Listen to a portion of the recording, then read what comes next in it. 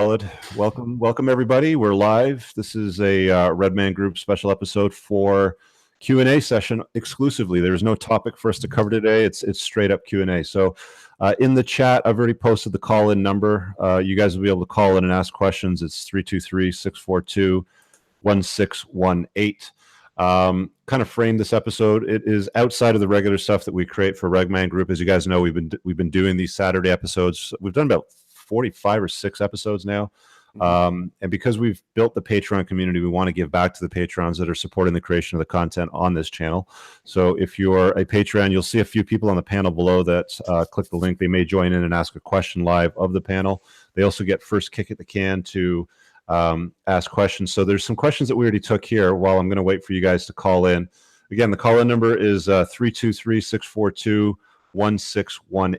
and I'll put it in the chat again so you guys have it.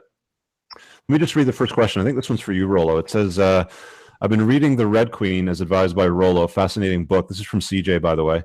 What are his other recommendations on Evo Bio and Evo Psych?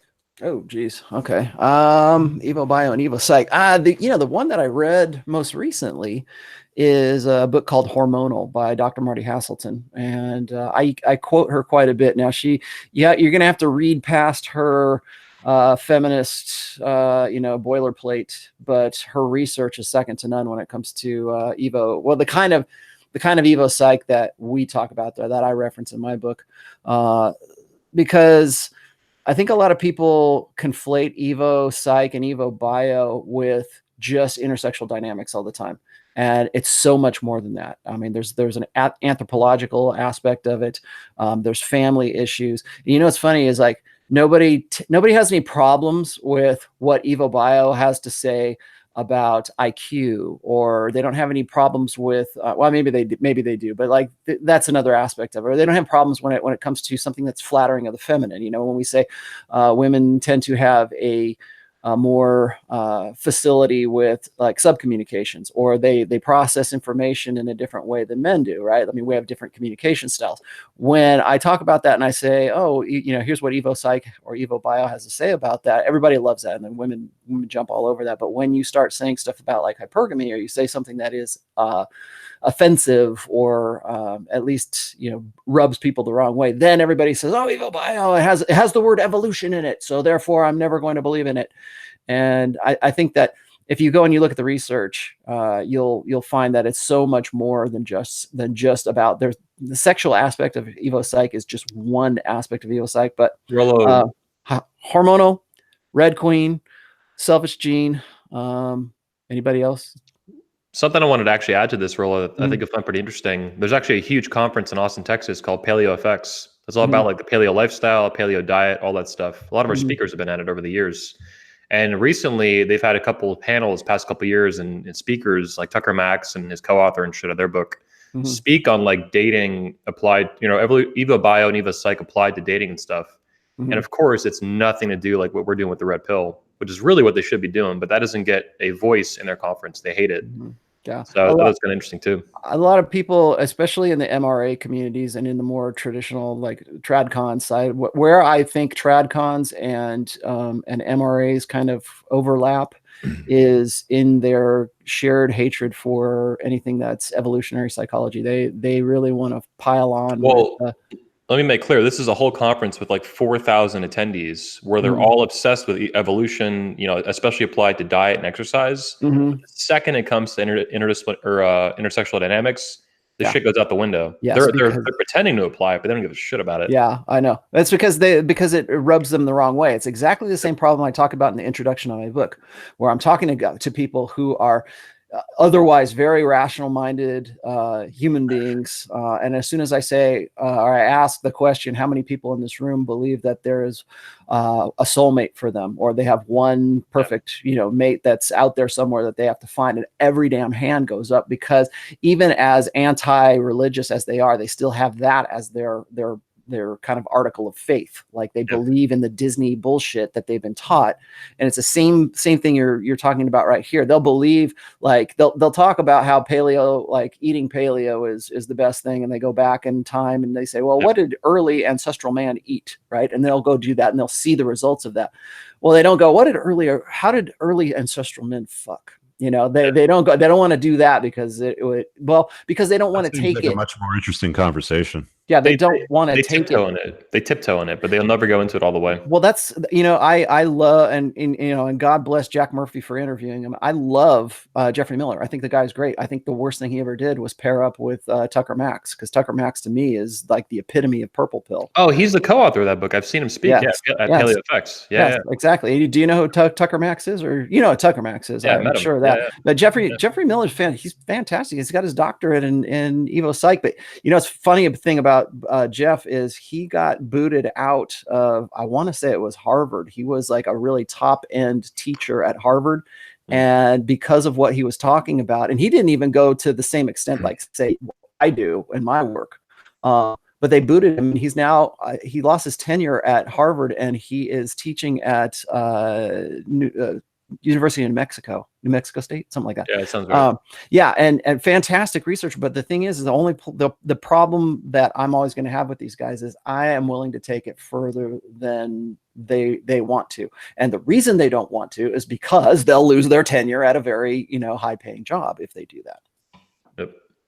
Yeah, it's interesting how you got to water down ideas and communication just because of people's feelings getting hurt. Yeah, feminine. Well, it's social justice for sure, but it's social justice that's steeped in the feminine imperative. Well, check this out. I posted Richard Grandin's video he gave for our channel, How to Survive a Female Narcissist. I posted the link from femalpsychopath.com in the video. I posted it to a huge subreddit just yesterday. It was like Raised by Narcissists or whatever. It's got 350,000 subscribers or something. It's bigger than the Red Pill a little bit. And the moderators immediately took it down. They said there's no evidence that female narcissists are indifferent from male narcissists. This is not accepted research, blah, blah, blah, blah, blah. It's a very standard response, but it looked like someone that actually wrote it by hand. And it was on Reddit? It was on Reddit, a subreddit, yeah. It's a subreddit called Raised by Narcissists. It's a huge community for people with narcissistic parents and shit like that. That's it's been infiltrated by the liberal social justice BS. It's over. I mean, they shut down the Red Man Group subreddit. They shut down the Red Pill subreddit. Ryan's been banned from the site. I mean, it's over. These are just moderators, though, that are not even working for Reddit. They're just taking shit down. Just because I would dare post a video that had any differentiation at all between male narcissism and female narcissism, phenotypic expressions, all that shit. You know what we should do? We should do an episode of Red Man Group on the differences between men and women. Yeah, we should. Yeah, right? And just call it good. Yeah, exactly. And like we could interview James Damore. Yeah. While we're at it too. We'll call it the Red Man Group, the Red Pill Edition. Yeah, I bet that we could get him on too. I have to answer this. Somebody asked me this in the chat. They said, what time do you or what approximately do you think your fourth book on religion and the impact of intergender dynamics will be published? My deadline that I give myself deadlines for books, just so people know this. I don't fuck around. My deadline is October 1st of this year. So that's when I plan to have it out, and I have to, and that's just going to be the print version and the digital because it takes a lot longer. I gotta know what the hell I'm going to put in somebody's hands to read before, and I'm not going to have Sam's not going to read this one. I'm either going to read it myself or I've got another guy in mind right now. But I think so we can have the print books then for the Florida convention this coming year. A whole bunch. Yeah, I believe so. Yeah. All goes well. I'm going to officially announce that I'm going to have a print book ready for the convention this year too. I'm not going to let you guys down. Yep. See, I'm going to buy a couple hundred copies of pop. Okay, here we have a caller. You know what the difference is between a goal and a dream? A deadline. Oh yeah. Okay. Definitely. All right, so we got a caller on 214.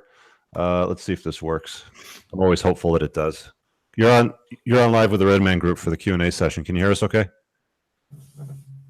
Yeah, I can hear you. Can you hear me? Yeah, you're on. What's your question? Rock and roll. My question is right now that my brother, he knocked up some girl, and he's probably 21 next in 2 months. And the thing is, I saw all the red flags, and even my friends saw them, and we told them so many times, "Hey, get away from her." And behold, that 9 months right now. In January, the baby is due. So, what kind of advice would I have to be like, to give to my brother? Since even though we have told him not to stay away from this girl, and she's kind of crazy and stuff like that. Why is she crazy? One of my best friends actually dated her. How old is a girl? How old is a girl?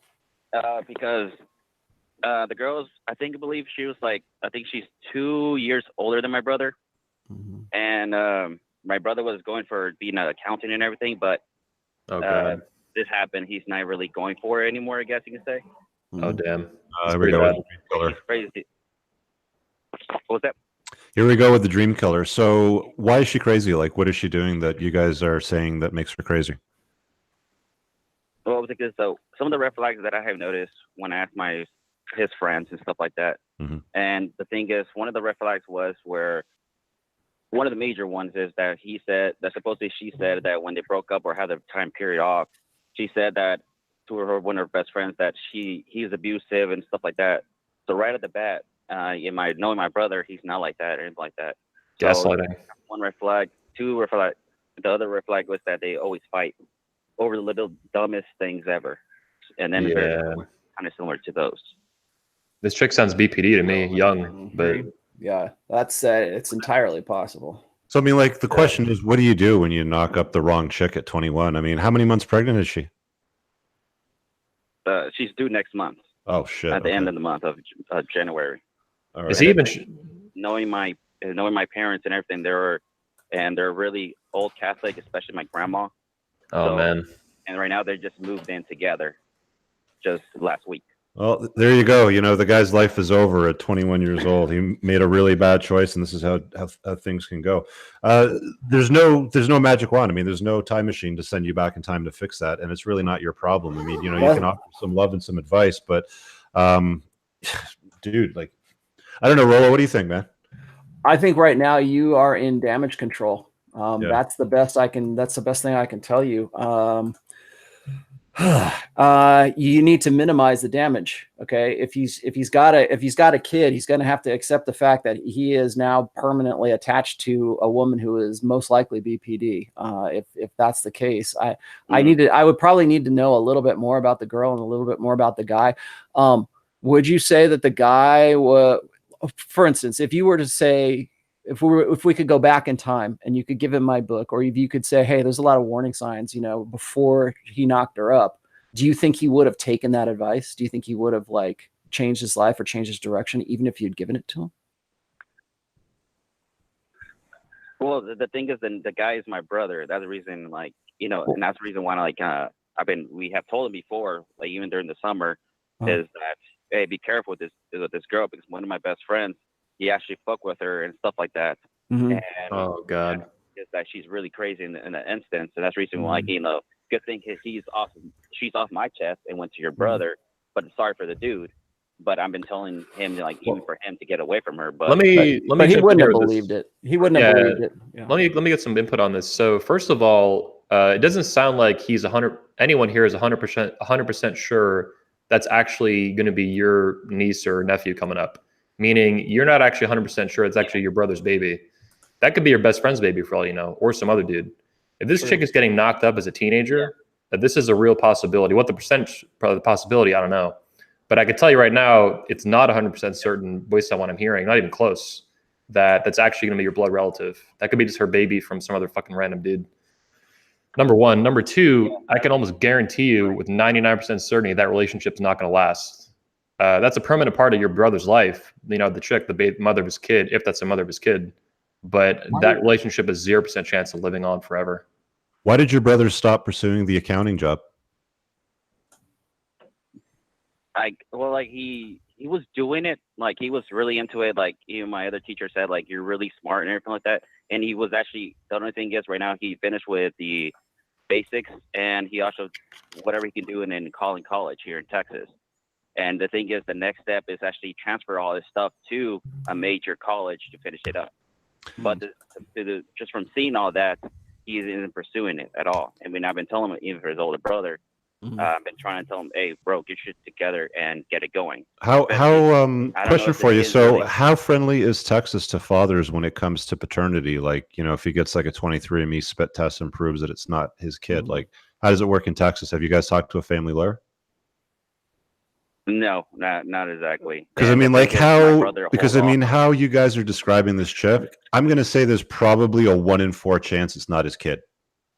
Yeah, it sounds about right. Yeah, I would definitely make sure that you're getting that DNA test just to verify. And then second of all, let's just say for sake of argument that it is his kid. At this stage, he's going to have to do something, man. He's going to have to, you know, I would say another thing too. I mean, he's got to finish the degree. Another thing too, guys. There is common law marriage in Texas. It's one of the states with common law marriage. So your brother could get roped into that too, which he should definitely stay the fuck out of. That will happen in Texas after a while. Yeah, so if he lives with her, then you got common law issues too. So talk to a family lawyer in Texas and find out about paternity, and then find out about that common law bit. But I mean, the last thing is he shouldn't stop chasing greatness. I mean, if he had his mind set on being a accountant or whatever, carry on doing that. You know, make sure the kid and the chick doesn't get in the way. But he's got this chick in his life for the rest of his life if it's really his child. So there's not much that you can do unless somebody invents a time machine at some point. I'd also watch out for suicide for your brother too, man. Because that chick, if that chick is bad news, then a year or two from now, with the baby stress of the baby and her being a nut job, that could go south pretty quick. Totally. All right, we got another caller. I'm going to let you go, brother. Thanks for calling in. Yeah, vaya con Dios, man. Yeah, go with God. All right, we got a 416. So this is the Toronto caller. We'll throw them on live and see what they got to say. You're on the air. What can we do for you, man? What's up, guys? How you doing? How's it going? Good. Rich, I'm on your community, and so okay, a couple things. I'll just give you a quick, brief background. Recently divorced, and basically try to get back on the dating scene, and I was just getting like 5s and 6s if I was lucky. Went on monk mode for about 11 months. Really worked on myself. Now I'm at like I'm getting like 8s and maybe 9s, but like definitely on a steady 7. So my question is, I'm starting to get back into spinning plates, and I'm just like way overwhelmed. And I mean, it's a good problem to have, thanks to you guys. I'm just like, it's tough, man, because I'm trying to stick to my you know, my schedule and what I have to do. But at the same time, I know it's really healthy, you know, spinning plates. So my question to you guys is like, you know, what should I do in terms of, you know, staying on focus, but at the same time, you know, being on that trajectory for spinning plates? What do you do for a living, and how old are you?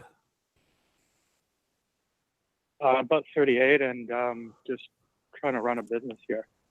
Why are chicks such a huge focus for you right now? I mean, like you're really focused on, you know, do I spin plates this way or do I do it that way? Like what's the objective here? Like, you looking just to kind of fill your spare time? Do you just really like sex? Like, what is it? Well, I guess it's just you know, it's a natural thing, right? How old is he again? 28? I don't know. 38. 38. Oh, 38. Yeah. Yeah. Well, I am looking for an LTR eventually.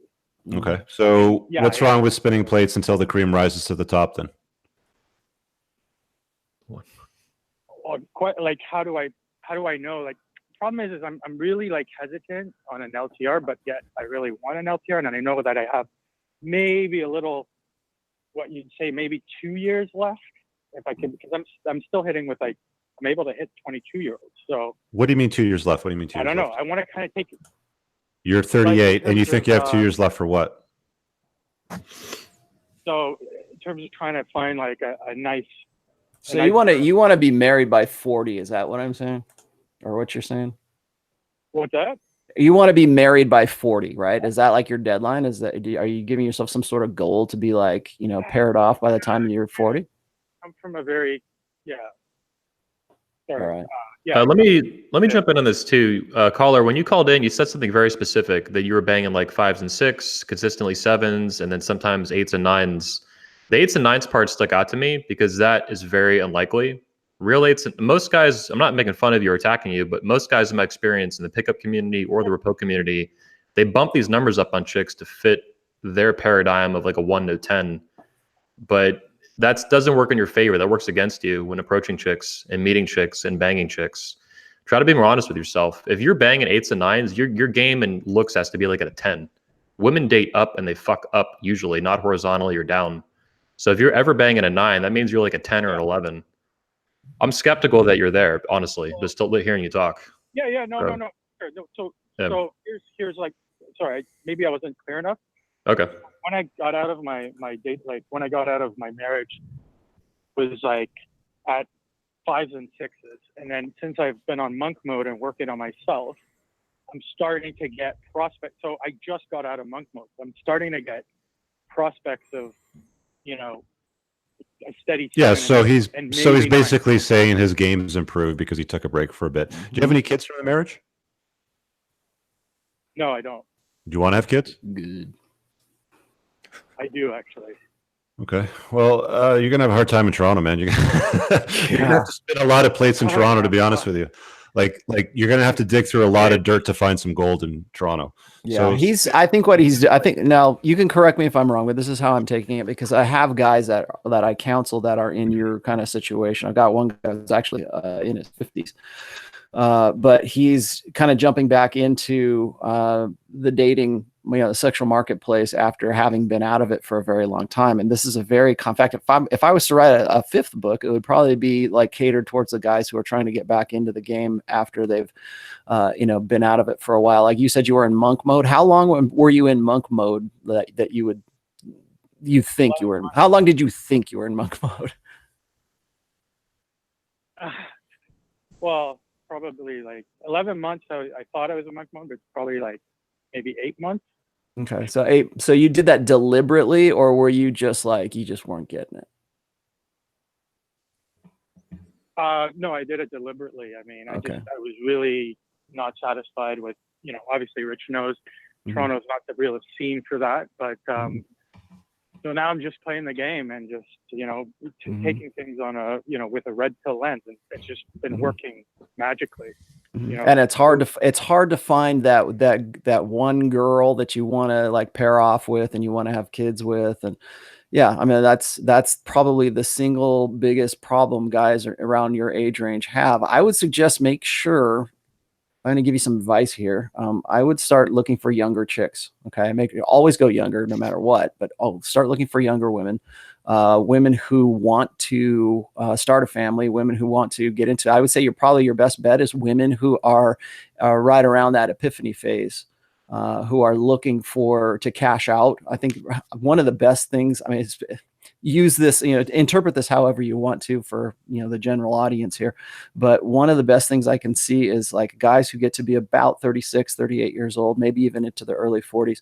When they start dating and they date younger, they almost always find it easier to get with women who are between, like, say, 29 and 31 years old. And there's a reason for that, because those women are primed and ready, because they think that they're going, if I just play my cards right, or if I just do things the right way, I'm going to get with this guy and we're going to have kids. Now, if you're just spinning plates, that might be a good thing to use as sort of your tactic to spin plates, but it sounds like you are looking for something you want something a little bit more long term.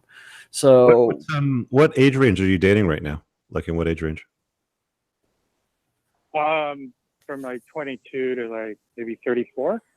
Well, if you want to, if you're looking for something LTR, then definitely cut out 34. Like I'd probably draw the line at around 30. If you want to date 22-year-olds for fun, kind of in between, then go for it. But you're probably going to find, like Rollo says, like chicks around the epiphany phase, like 27, 28, 29, like in and around there will be a good place to go.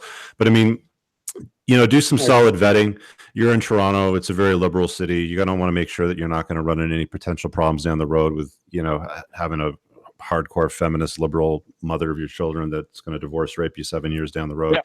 Yeah. So just, spin plates, have some fun. The cream will rise to the top and the crap will fall off to the side. And just focus on your purpose and your mission, man. You got lots of runway. Don't worry about, I'm going to hit 40 and I'm not going to be able to whatever. Like, work on yourself, work on your mission, your own mental point of origin, build your business, whatever it is that you're on. You can wife somebody up when you're 41, 42, 43 and have kids if you really want to. If that's take wanna do. take kind of strategic vacations, like if you're going to go somewhere, like say, go and to check out certain areas or something, just see what the nightlife is like, see what the women are like there. I mean, maybe do a little, if you really want to, if it's really worth your while, just do a little bit of demographic research and say, where would my chances of meeting somebody be best? Like a lot of people want to say, well, you just go look in bookstores or look at the college or look in a Bible study or something like that. You're gonna find a quality woman. Just throw that shit out of your head right now. That there is no quality women. Okay, there is just what you think of as an ideal. Because I'll tell you right now, if you're hunting for that ideal woman, that's going to get you into trouble way quicker than if you're dating, multiple chicks. And like Rich says, the cream comes up to the top. Cool. Nice. All right, man. Thanks for the call. Thanks a lot, guys. Go on vacation. Take care. So I'll let that caller go. The lines are still open. There's a question from a super chat dude, Redman Anon. I'm just going to post in the comment here. So if you guys want to call in, you can do that now. He says, alpha widow concept versus women moving on quickly over their partners seem like two contradictory ideas to me. Please explain.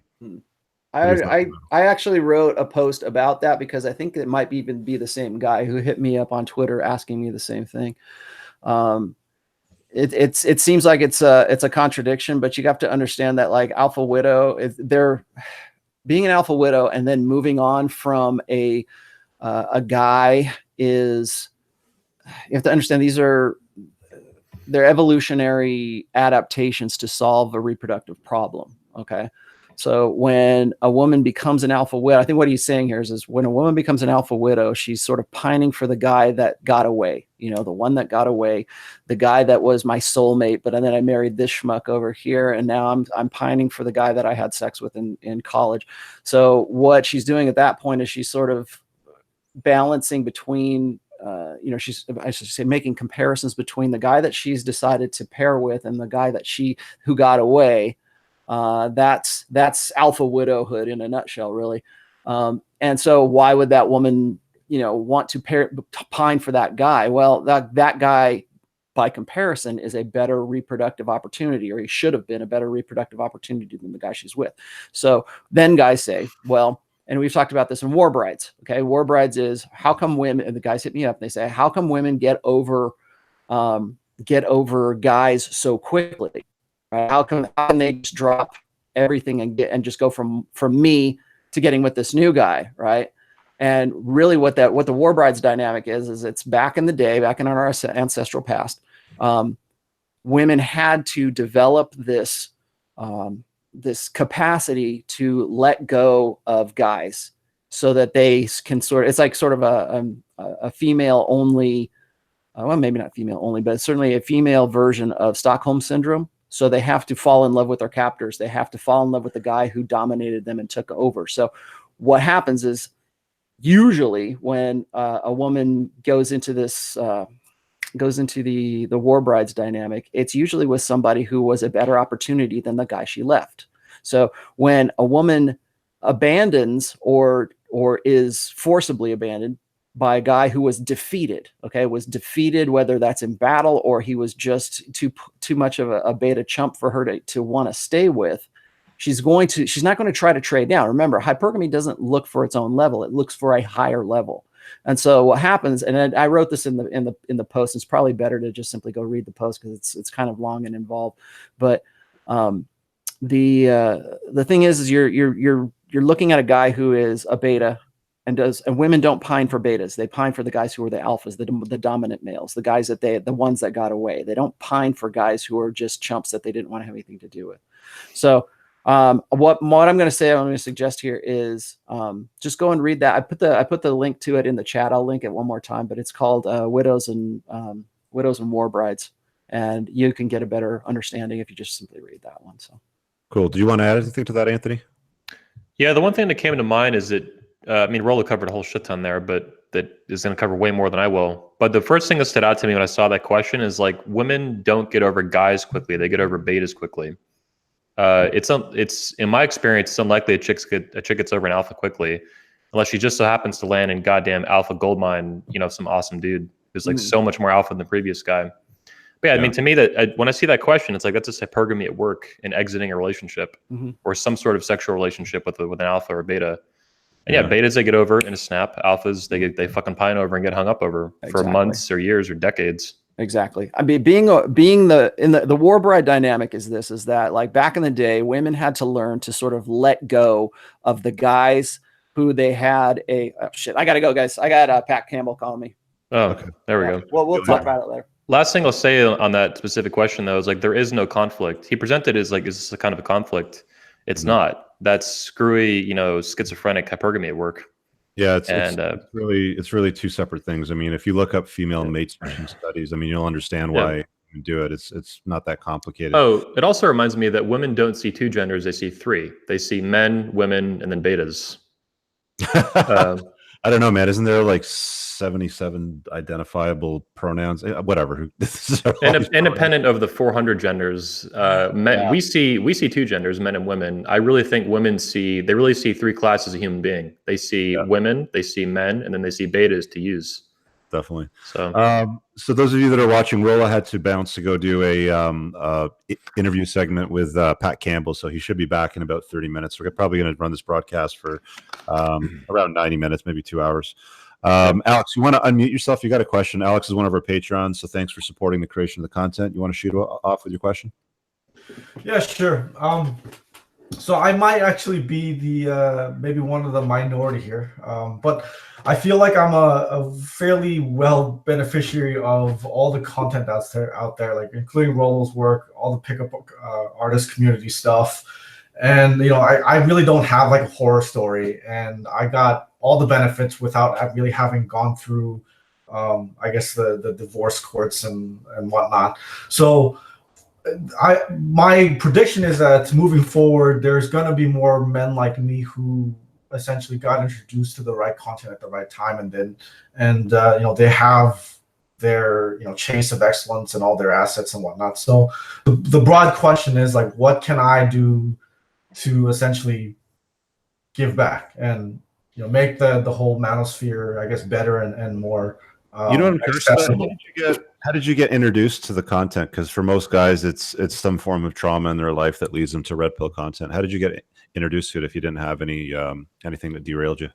It's purely through, I would say, like YouTube content, and I think the rabbit hole just led me to Rollo's work, and like being aware of old pickup community books like The Game and like The Mystery Method and whatnot. So I think it was just pure luck on my part. Okay. Well, I mean, you're already doing it because you're already, helping support these channels and the communities. I've seen you in my own private community. I see you on the Red Man Group patronage. So, it lets us amplify and broadcast by doing that. So if any of you guys out there in the chat haven't done so already, there's a link for the Red Man Group Patreon. If you want to join, it's $10 a month. You'll even get access to these Q&As. These will be taken private at some point. We're doing them publicly right now because we've only got about 30 people in the Patreon group. But as soon as we have a larger audience, we'll just be doing these exclusively as Q&As for our private guys that help build us up. So that's one thing that you guys can do. I got some views on this. Yeah, go ahead. Yeah. So number one, obviously, like you're contributing financially and supporting, a community. You're on Red Man Group. You're doing a lot of stuff, and that's super appreciated. That gives us the ability to keep doing this kind of content, the conferences, the videos, the shows. I mean, there's like how many shows are in the Red Pill right now? We got the Trainwreck show. We have the new Red Man Group going on for fathers. We have main Red Man Group. Yeah. We have 21 Convention. We have 21 Report. I mean, there's a lot of shit going on. Plus all the other stuff. Yeah. Plus all the channels that tie into it from people who speak at the convention as well too. Yeah. But on top of that, I want to say this on a personal note, Alex, is make sure you watch your ass because you haven't been through divorce court. It sounds like because of the manosphere and the red pill, you're going to avoid that probably permanently, most likely. That could not happen. You can make a mistake and fuck up. A lot of shit like that can happen. Women can let me get to the main point here. Do not underestimate women's ability to manipulate you and to get in your head and control your hindbrain, especially crazy chicks. Because if you have not been down the crazy chick road yet, it is very hard to understand how deep that rabbit hole goes and how fast that shit can happen. I know two guys in my life right now that are not super close to me, but know me well enough, know my family, know my friends, know the content, have been to the convention multiple times. Both are getting steamrolled by single moms right now. Bad. Like literally pushing strollers around, shit like that. Like it's fucking it's children. Other men's children. It's some cringeworthy shit, dude. We're talking one of the single moms has both have multiple children. One has multiple children from multiple dads, 2 or 3. I'm not even sure. Man, these are guys that know me, that know the convention, that follow some the YouTube channels. They're very supportive of what we do. People that have spoken at the convention. No speaker. No speakers. No. Well, I'm talking about just maybe in the room that like had a microphone for a few minutes. No, just guys that were there. Guys that were there at one point. One of them, I don't want to get into the details who they are, but they've been in the convention as attendee types, on and off. Anyway, what I'm saying is, do not underestimate the ability, in particular, of crazy bitches to get in your life, to get in your head, and to take you down. Even knowing what you know, even being in this community, even in being entrepreneurs in cars and following this stuff. Do not underestimate any woman, especially crazy women, because you have not experienced that yet. That could take any man down. And one of the other things that you can do, by the way, to give back is broadcast yourself. Create a YouTube channel, create a podcast, write a blog, create content that spreads the ideas. Because I think Anthony said this really eloquently in a speech this year when he said, ideas precede action. So just having the conversations about the ideas, but at the same time, I mean, like, you work for a company, so you don't want to get doxxed. So, I mean, it's a difficult predicament. I guess you doing what you do by supporting my community, by supporting the patronage, it lets guys like me who can't be doxxed broadcast the stuff that maybe you want to, say or share. But I really like the idea of the community membership. Like, are you still in my men's community, Alex? Yeah, I am. Yeah, I am. So, like, do you get value out of meeting with those guys? Like, are there things in there that are useful? Yeah, I think just mainly from a getting a different perspective on things, and everybody's bringing their own kind of experience and story, so that's very useful because it's not watered down. Like, it's authentic. Right. It's just dudes hanging around having a conversation. So, things like that certainly help too. So that's really the sorts of things that you can do. And a final point on what I was saying is that your ability to help anybody goes out the window if you knock up a single mom, or you get roped into a BPD relationship, or some chick falsely accuses you of rape or domestic violence or whatever. So you're doing well, it sounds like, and I believe you. It's just, dude, that can go out the window in the blink of an eye, even knowing what you know. You always be vigilant, always be on guard. If I could jump in. Yeah, CJ, what's up? Yeah, hey, just to add on to what these guys have said, I feel the same way. I really wanted to contribute a lot. So here in my city, in Salt Lake, I met up with a couple other Red Pill Aware guys, and we built a meetup group on meetup.com. Mm-hmm. And we're going to be actually meeting not this Monday, but the Monday thereafter, January 7th. And we're going to be going through the works of, Rollo Tomasi and all the other Red Pill thinkers. We've also got a WhatsApp group put together, which I think is good because WhatsApp, unlike a lot of other social media, it's encrypted end-to-end, totally secure, totally private, so you can't find it. You can only find a WhatsApp group if you've been invited to it. Mm-hmm. And this means that, the feminists, the SJWs, they can't find us, they can't crush us. How's that launching a group like that in Salt Lake City? Because that's like Mormon country. It's very religious base, isn't it? So the thing is about Salt Lake City, everybody thinks it's all Mormons. About half the population are people who moved here for work, like me, and the other half were raised. They don't.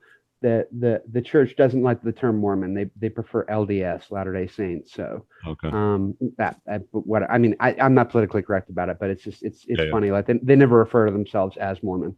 So like find your group if they're in Salt Lake City, like, do they just search for meetups.com, Salt Lake City Red Pill group or Red Man group or something? Yeah, if you search that, you'll find it. We put tags on there. So we put like masculinity, awakened masculinity, men coming together, self-improvement, those type of things. So if you should put some anti-terms on it, like yoga, like Hillary, like shit like that. Well, no, but those are the people we don't want finding the group. Convert them. Yeah. Convert them. All right, thanks. Yeah. So yes, that's something else you can do. Yeah. We got a super chat here from Rodrigo. He says, when I said she was crazy, she would come to your house and bring the condoms and then just want to have sex. She feels she won't have any other guy in her life. That's why I feel she. I think that's a caller from earlier. Yeah. So that's the guy that called in. Yeah. Yeah. And she would bring the condoms just to have sex. Guys, you never use condoms that women bring to you. Use your own condoms, okay? And don't leave them out anywhere where she can poke holes in them or anything stupid like that, because that's probably what happened to this guy. Yep. But thanks for the super chat, Rodrigo. There's another one after that. It says Red Man Anon. He says Rolo suggested going for women in their epiphany phase. For older guys, wouldn't you be beta bucked? Not necessarily, and get her because of her mental gymnastics not getting her best. I try to avoid. Yeah, like I mean, if you don't want to have any kids, for example, then you're probably off dating younger than 27. But if you want to have kids, then you probably want to go like, you know, the epiphany phase, which is 27 to 30 or so.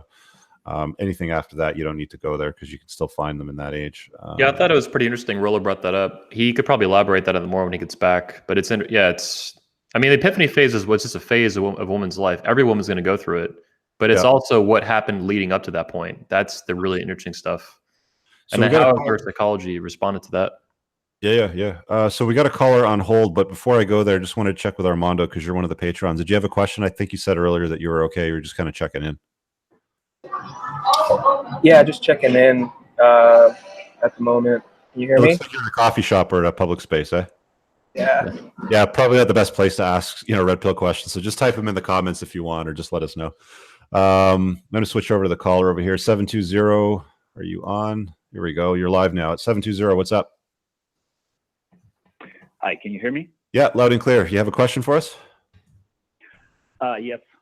Question for Anthony. Anthony, in your Twitter account, you once said that women sleep with alphas and date betas.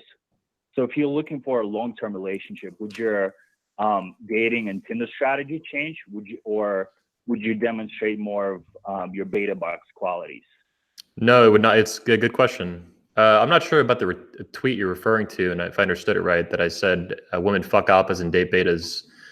I mean, they'll fuck or date both, depending on what they want to do. But no, my Tinder strategy is basically like robot mode at this point. Sometimes I'll get a bunch of matches. I'll do like a boost. I'll get like 10 or 20 matches, and I'll copy and paste the same shit in every single chat. For me, it works really well. It's very time efficient and effective and stuff like that. But specific to your question, I wouldn't modify it. For me, that line, it's not just effective. It's also like kind of who I am in a very simplistic way. It's really funny. And it's like a litmus test. If she doesn't have a personality developed enough to respond to that with humor or positively, I mean, if she gets negative about it, unmatches me, or reports me, she's a fucking bitch anyway. Like, I want nothing to do with her. So regardless of what I'm looking for and what stage I'm at in my life, I may not use that exact line forever. I'll update it and change it and goof around. But I want to make sure that I'm expressing who I am. And right off the bat, I want to push boundaries and rules. If she's not willing to respond to that with humor or positively, or even break one of her own rules, if she even has one, she probably fucking doesn't. But let's just say she's some sort of good girl who has rules for shit like that, and she doesn't respond well to that usually. I want to make sure she responds to that positively in that specific moment for me. If she's not willing to break rule, I had a girl today actually was talking with about this. So that line went over kind of like, she responded to it. It was a little back and forth, got her number, got her off the platform, sent her a dick pic immediately. She responded negatively to that. We're going back and forth on that. I'm like, hey, look, it's PG-13. If you have a problem with it, I want to hang out with you anyway. And if, of course, throwing that back at her, if she ended up getting back around, now we're grabbing wine either tonight or tomorrow. We'll see. But yeah, regardless of what I want to be who I am, and my game needs to be consistent. And I don't want to have to modify it for some chick and bend my personality to what she wants and what her priorities are. I'm going to be who I am. So question for you, Anthony. So I mean, like you've said before that like you want to have a family, like you want to have kids, right? Absolutely. Yes. So, a whole bunch, like Tanner. Tanner's killing it. Yeah. Yeah. So would you change your approach when you're going for Mrs. Johnson, or are you going to use the same opening line? You're going to go for the pose on the first day? Same one. I've actually thought about this before, and same one, same game. It doesn't mean it's going to be fucking robot mode every single time. Sometimes I adjust it a little bit here and there for whatever I want to try or experiment with. Or if it's like, if the chick's really young and I get the feel that she might have been a virgin not that long ago and is not quite used to getting a bunch of dick pics or something, like I'll adjust it like here and there. But no, 80 to 90% of the time, 80 to 90% of the way, I'm going to keep it like exactly what I want. So no, I'm not going to change it. Yeah, and you share this stuff on Twitter all the time. So where do people find you? Is it on Twitter? Yeah, my Twitter handle is Beach Muscles. Yeah, Beach Muscles. All right, so we got another caller on here. Let's hop over to 786, and you're live. What's up, 786? Hey, how's it going? Can you guys hear me? Yeah, loud and clear. What can we do for you? Awesome, right? Just want to say I'm a big fan of the show, Richard. I love your content. Thanks, dude. This question is primarily for Anthony and Rich. Rolo likes to mention a lot of times that women, they try to look for the alpha fucks and the beta bucks separately. So my question is it possible for an alpha fuck to become, I'm not gonna say a beta buck, but like, the best of both worlds? So, because I see that like a lot of my life, like I've just been chasing pussy, so just like Anthony says, it's been same night lay, but I mean, that's pretty much it, I have LTR right now, but I'm not sure if if she's just with me because of the alpha fuck side, Can you specify your question? I didn't hear the beginning of it. I was typing something. Oh, Caller? okay. So my question is this: you guys mentioned, I forgot who. I think it was Anthony or Rolo. They say, like, if you've been raised by a single mother, either you turn to like a complete bitch or like a boy just fucking girls left and right. So I'm more of the latter. I've been getting, like Anthony says, same night late. Mm-hmm. But I'm seeing that my life is at a standstill in terms of, pacing excellence, as Rich likes to say. Mm-hmm. So So I was just wondering, what's your advice to a guy that's been, like the alpha fucks, but he's never been, anything beyond that? Well, I mean, you don't want to be a beta. Like, why would you want to be a beta? It's like saying like you want to be lesser than what you truly are. Like, you want to lead, you want to win, right? But what you're talking about is more like the softer, kinder, like the provisioning side of things for women. Is that what you're talking about? Not necessarily becoming like the beta bucks, but like in terms of chasing excellence. Because like right now I have a LTR and it's an open relationship on my end. Mm-hmm. So I could fuck other girls, but she can't fuck other guys or other girls unless it's a threesome that we have. Mm-hmm. So the only agreement is that I tell her whenever I bring a new girl, but it's been hurting her, this and that. So I've been kind of slowing down with that. Like last week I had 2 lays that I was supposed to have. Mm-hmm. Yeah. Well, I mean, the thing about that, and I think you already know this, is that women would rather share a high value alpha than be straddled with a faithful loser. So that's why she's okay with you seeing other chicks, right?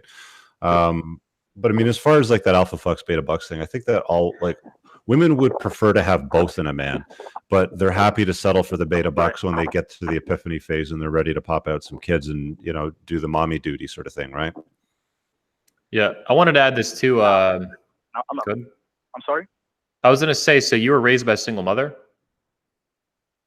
Yeah, I was raised by a single mother. Okay. And how old? To my life when I was like 12 or 13, and it was like I always knew how to create attraction, but I just never knew how to follow through with that. And then I've been pretty successful with women as of late. How old are you now? Reached 60. I'm sorry. How old are you now? What age are you? I'm 27. Okay, so what comes to mind to me first is that one of the reasons I said that about being raised by a single mother, I think MLD, Jonathan from Modern Life Dating is another guy like that too, one of the guys that's been on the panel. So if you're raised by a single mother, you were not raised in a two-parent environment, obviously. What that also means is one of the reasons you might be doing well with women is because you were not emotionally, you were never had a father to teach you how to manage your emotions, how to develop like a very masculine part of your personality. You only had a single mom around.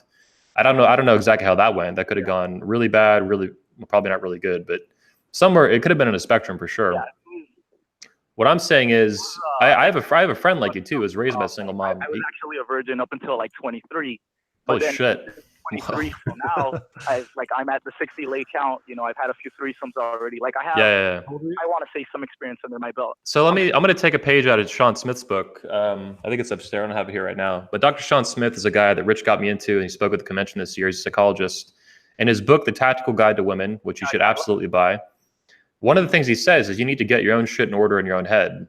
And you sound like an awesome guy, like pretty level-headed. But if you're killing it with women all of a sudden, and this came out of nowhere, and you're raised by a single mom, there's definitely some stuff upstairs you need to like look at and probably work through and dig into like some self-improvement stuff. Mm-hmm. I don't know what that is for you. Like, I don't know you anywhere near well enough to say that. They've been like on the crazy side, like feminist, this and that. Like I remember before the Red Man group, like I came inside of a like hardcore feminist. And I mean, she was hot, but she was like, Brian, what if a baby's all I needed to be happy? And luckily she took a plan B after, but like I wasn't saying like the women like just like the hot, crazy ones. Well, yeah. more. Well, that's just dumb, though. I mean, like, you don't want to do dumb shit like that, right? Like, use Yeah. condoms, and if the condom breaks, you That's keep what it I'm playing saying, with though. yourself, Your right? personality is developed in a way that it is, now that you're utilizing it, attractive to women, but you're definitely were not raised in this like super healthy environment with two awesome parents that are super in Yeah, like you're love. They playing with fuck all dynamite. the time. Yeah, you're playing with dynamite. Yeah. Yeah, like you're Yeah. seriously playing with dynamite here. Like you're really playing Russian roulette here. So just be super careful, right? Right. Yeah, get your shit in order. It's just like anything else in life. Your finances, your game, your own kind of psychology, your own personality. It's gonna take time, man. It's not gonna happen tomorrow, today, or tomorrow. Like, I don't know. Maybe you need to go out in the woods and do some ayahuasca or some shit. I don't know. But you're gonna need to do something, and it's unlikely to me that you're like totally set from being raised by a single mom. So it kind of speaks out to me. Yeah, that's what I've been seeing. So I've been, Yeah. recently I've been maintaining my workouts. I've been getting my money in order. Good, I've been pursuing good. my education, and I think things are going good. But I wonder, like I said, if the alpha fucks can turn into, like you said, the best of both worlds, where you're somewhat of a provider, where you could be a family man in the future. I'm not saying now. I'm not even thinking about kids, but like be a guy like Rich. I see Rich, or I see Rolo, and those guys have their shit together and they're alpha as fuck. Here's the thing, though. I mean, you it don't was, want to create like a paralysis by over-analysis, like getting too far into your head with this whole alpha beta stuff. Like if you're working on your mission, your purpose, your excellence, whatever it is that you want to call it, you're building yourself up as a man, you're eating clean, you're lifting weights. Like who cares? Like who cares what goes on with women? Because, I mean, you're always going to be spoiled for choice. Maybe you go through like a shitty spell or a couple of crazies show up in your doorstep for, the next 6 months. But I mean, if you're a world-class man, you don't screw up along the way. You don't knock up the wrong chick by accident, like some feminist, crazy, BPD chick. You'll be spoiled for choice. I mean, you're still a young man, so you don't have to worry about that too much. Like I wouldn't spend too much time marinating over the alpha, the beta, the when it clicks in, when it's not, are you too alpha, are you too beta? Just chase your own purpose. Like, what do you do for a living? Do you work for yourself? Do you have a job? Like, what do you do? It's two things actually. I do porn on the side. And I'm a project manager. Did I hear that right? You do porn on the side? Yeah. I have it blocked on my state, but every other state it's open. Okay, so hold on a sec. So you're an amateur porn star and you do construction. Yeah. This is awesome. This is great. This is fantastic. Damn, dude, I thought I was pretty savage. Fuck, this guy's great, man. Unplug my headphone. I laughed so hard. Hold on. Wow. All right. Well, gee, I don't even know where to take this one anymore. I don't know, man. Okay, so we've had our first porn star call in, so that's pretty cool. Yeah, I've banged a few porn stars, but I haven't sold anything yet. I mean, damn, dude. All right. Did you have another question? No, that was pretty much it. And Anthony, next year I will be at the 21 convention because I live here in Florida. Yeah, make sure you guys are doing an amazing job. Yeah, make sure you come and then you find us when you're there and just say, hey, I was a porn star that called into the Red Man Group Q&A. Yeah, we totally want to meet you. Dude, we're actually going to have two this coming year in Florida. One of them we haven't announced yet. It's secret, but we'll be announcing it soon. So love to see you at one or both of them, man. All right. Let's see if we got... Oh, we don't have any other callers in, but I have a question on the Patreon. We got Super Chat as well. Oh, let's hit on the Super Chat. You guys can call in. The line's open. There's no wait right now. Ken Wilder for $9.99. Thanks for the Super Chat, dude. Appreciate it. How far is too far when modifying or improving oneself? Is something like voice dialect changes too much? You guys think that everything is open to change in the pursuit of chasing excellence? I'll answer that right off the bat. I mean, the way that you carry yourself and conduct yourself and speak, I think is incredibly important. I had a bad stutter when I was a kid. So being able to communicate in a strong masculine way, I think it matters. And, some people might laugh, go, what does strong masculine communication mean? You fucking know when you're doing it. Okay, let's just put it that way. Like people recognize who you are when you enter the room, when you turn on the camera, when you have a conversation, you just know. So, I mean, like there is no end game to me anyway. Like the way that I look at life is there's no finish line. There's no final boss and you just fight him and then it's over and then you just relax. When people retire, in my opinion, they die at some point, not that long thereafter. So, my purpose is really just to be the best version of myself where I'm at in my life. I'm 45 years old. There's certain things that I can do at 45 that I couldn't do when I was 20. And there's certain things that I can't do at 45 that I could do when I was 20. You just basically, take yourself in the place that you are at that time and just kind of mold it and become the best version of yourself. I mean, if you look at older great men out there, like Arnold Schwarzenegger, follow him on Instagram and, just see what he's been up to. the version of yourself is going to change and modify as you kind of go through different areas of your life. You know, he was once Mr. Olympia. He was once the highest paid actor, you know, in the world, you know, for an action hero, but, you know, he's doing different things now. So you'll see that modify and change as you kind of move through different chapters. Did you want to top up on that, Anthony? Yeah, I have a little bit to add to it. So in terms of like specifics, like you're mentioning here with voice and dialect, I'm 100% co-signing what Rich just said. There's probably nothing that's not open to change. I could be wrong on that, but I'm like 99% confident. Anything you want to think about, look at, and change, it's fucking go for it. Be active-minded and hop in with it. If you want to, you know, make the call.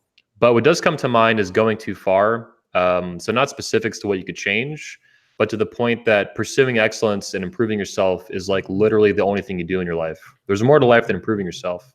You need to improve yourself endlessly. I agree with Rich, through the end of your life, whether that's 80, 90, 100 years old, whatever. Keep going, keep getting better, keep improving. But there's also more to life than just chasing excellence and improving yourself all the time. You're not a fucking robot that just keeps updating your code. You can enjoy life. Yeah, you got to live it too. You know, do shit that lights you up. You know, stuff that like Yeah. blows your hair back, knocks your socks off, whatever you want to call it. For me, it's speed. I like doing fast shit. Yeah. I mean, I spent $8,000 to drive 3 hypercars to 200 miles an hour in England a couple of years ago. That's a lot of money. Most people wouldn't spend that for shit like that. Like I've been to Baja, Mexico to race off-road cars, and that costs $8 or $9 grand a pop. It's a lot of money. Yeah. It's fucking worth it. So live your life. I mean, just don't continue to work. So yeah, definitely agree with that. Welcome back, Rolo. You missed one of our callers who was a porn star. We had our first porn star call. Yeah. A male porn star? Yeah, it was a dude. It was a dude. Yeah. Really? The lines are open, by the way, guys. It's 323-642-1618. I've looked in the chat. We got a question here in the Patreon page, guys. So for the panel, for Rolo and Anthony, Brad says, "Hey guys, I live in Norway. It would be late for me to attend the chat at this time." So he left this question. He says, especially for Rolo, how to deal with be in a relationship with girls with daddy issues. I'm dealing with girls with daddy issues in Norway. I'm guessing there's a lot of single mothers there in Norway because of feminism, right? So he's dealing with a lot of girls with daddy issues. Her father left her when she was 7, is what he's dating right now. You put that in brackets. She's really sweet, but very vulnerable. She chases me when I ignore her, and she backs off when I show interest. Well, that's kind of par for the course for women. She also shit tests me by nagging me sometimes. One thing about when women shit test you, well, when women nag you at the peak of their ovulatory cycle, I think I learned this from you, Rolo, or maybe it was another study somewhere else, but it's usually not a good sign of high interest or high investment in the relationship, right? Yeah. Well, shit tests come in like 2 different varieties. The first variety is shit test / nagging. Yeah. Well, I mean, and I see nagging as a shit test. Yeah. I think I would have to get a little bit more information as to what that nagging consists of. Is it? Okay, let me keep going. Let me keep going. It says, and she also reacts negatively to masculinity. Well, that's not good. Why the fuck would you want to date a chick like that? I also wonder why this is happening, and do you recommend any articles or books to understand this? I know I should not be with her, but I want to. But I want to. Yeah. I want to rationalize my stupid thinking right now. Okay, but I want to understand this dynamic. If you have time, I also wonder when to start to compliment a girl after approaching her. So when he compliments her, and is it correct and only to compliment good behavior? Thank you all guys for the great work. I have some thoughts on that, but he was asking you specifically, Rolo, so I'll leave it with you. Well, first and foremost, hopefully I don't fuck anything up here. Okay. First and foremost, I'm about to put this in the chat here. I have a post called Acing the Test, and it will sort of enlighten you, I guess, as to the differences in shit tests. When a woman shit tests a guy and they're not going out, or like you're in a bar or something, and she's like kind of nudging you, or she's kind of trying to mess with you, like when chicks kind of like try to get all cocky, or they're trying to they try to kind of spit game of their own at you. What that is it's a fitness test. It's to say, is this guy as alpha as I really think he is?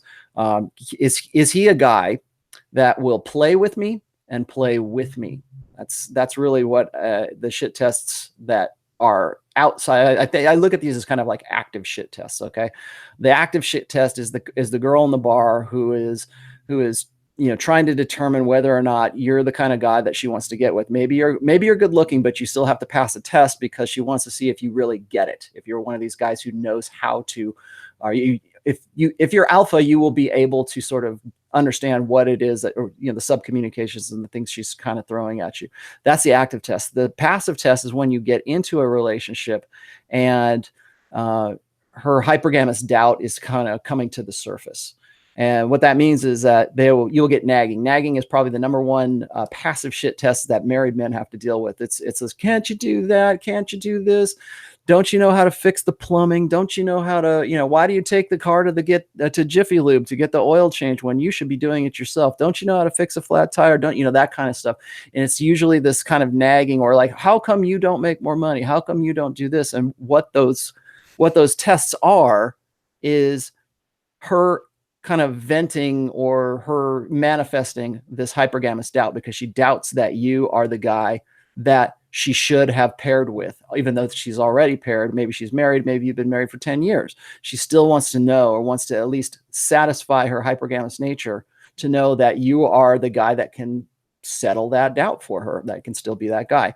For this dude right here, I would just say freaking eject, man. I mean, Yeah. why would you want to be in that? It's like, cares? if you're running, exactly. If you're running games, spin plates, man. If she's one plate, she would be very low on the roster as far as I'm concerned. Especially she's got daddy issues. She's nagging. I mean, look at all the red flags. Well, let's clarify too. I heard the specific point Rich was saying out of the comment. This girl's dad left her at 7 years old. If I heard that right. Yeah, that's unfortunate. That's unless she went to a lot of therapy, that's really bad, and that ain't going to change. And that's BPD and shock of shocks, she has a problem with masculinity. Really?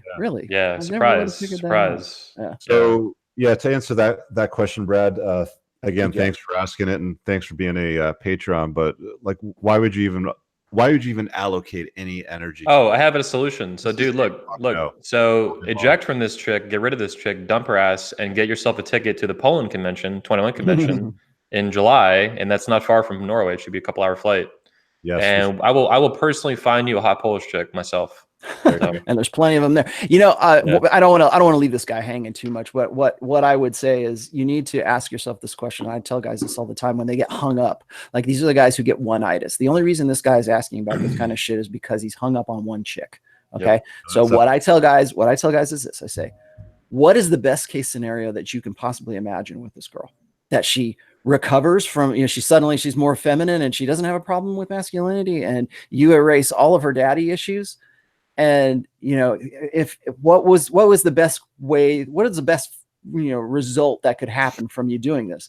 They'll try to make up some kind of thing, and usually that's when you can see that they're really kind of locked into this soulmate kind of thing, or they have they're a sniper. They're just trying to figure out that one little secret formula, that cheat code to get her to come around. It's like, it's not going to happen with this girl, and that's why I tell them that. It's like, the best case scenario that you're thinking about is never going to be possible with this person. So what's your answer? Keep spinning your wheels, or eject and go and spin more plates. Spin your wheels or spin your plates. Yeah. That dad leaving too really screams to me like potential BPD stuff, because that's the core of BPD is abandonment issues. And your dad that's not just an unhealthy relationship with the dad, or the dad was a dick or a beta or whatever. He left. Sounds like that's at that age. That's fucking that's nightmare shit, dude. Right. At least for how girls. Yeah, get the fuck out. Like, that's next. That is cutting their losses, and this is. Here, I will post that. We've got 4 callers waiting right now, so I'm going to go to the first caller. Armando also put a text chat here in the private chat. Yeah, sorry, caller. Just give us 1 sec. So Armando says, great show yesterday with the Red Pill Fathers. You mentioned something very interesting with regards. Oh, I'm glad you thought so. Yeah, thanks for watching that, man. We appreciate that. We got 908 on the air. Can you hear us okay? Hey, Rich, how you doing? What's up, man? Good. You have a question? Yeah, man. Yeah, thank you so much. My question is the following. I'm similar to the calls I called in before. I'm 37, came to the Red Pill about 3 months ago from a friend of mine. And I'm kind of in the process of just trying to figure everything out as far as balancing. I'm a young professional. I'm trying to obviously hit the gym, work hard, go out with these girls, do everything. And I'm just trying to find a good balance as far as meeting new prospects, new girls. And what do you recommend someone at my age where I'm seeing someone early, she's 22, 23, going out with her is amazing, sex is amazing, but I'm fucking tired. the next day. You know, I'm wiped out. I don't feel like going to the gym. I'm dehydrated. What do you recommend for a guy that's really looking to balance his life and probably need to date a little bit older, just so I don't get so depleted, I guess, with these girls? But yeah, I just want to know your advice. Young professional, go to the gym, take care of myself. I'm not sure I understand the balance is, I'm not sure I understand the problem. So so this girl is wearing you out? Like, is this a girlfriend or? The question more is, as far as during the day, I don't go out as much. I don't have that much interaction because I'm mostly in the office. Mm-hmm. Where do you think is a good balance? After the office, I go to the gym. I do other activities during the course of the day. Is there something that you recommend that I should be going to? Should I be going to more coffee shops, hitting the store, going to the mall? I just don't feel, what do you guys recommend? Do you guys still do that? It's kind of my question. What do you guys do as far as meeting girls while you're working? I don't meet any girls where I work. How old are you? This fucking place. You don't know what I do for a living, do you? I actually pick girls out to work. So. Sales, right? No, I work in the liquor industry. But for me, I've been married for 22 years. So like finding that balance, sometimes it's a challenge. I can understand that. I see guys, there's guys who are like, sometimes I work with guys who are sales reps, and we might be working like an on-premise type thing. And they have a very similar story to what you're saying. It's like they wear themselves out, or they run themselves a little bit too much. And that's where a lot of bad habits kind of start to creep in. Because it's like if you're just going out and you're just getting laid and you're just going and partying all the time, that's going to take its toll on you. I don't care how young you are. You do enough of it, it's gonna mess you up. But I think really it comes back to mental point of origin. Who comes first? You come first, right? I mean, are you gonna go and do something that you don't want to do just because you want to sort of make the scene or something? I mean, I'm maybe a little bit confused here. I think that what you're relating to us is that you're saying you're exhausted by all of this, and you're trying to keep up with the stuff you used to do while adding, spinning plates to your sort of, daily routine. I don't see why it has to be a daily thing. I mean, could you not just simply do it on Fridays and Saturdays like normal human beings? I mean, do you have to do it like, Monday through Friday? What about Tinder and Bumble as well? I mean, those are always available. Mm-hmm.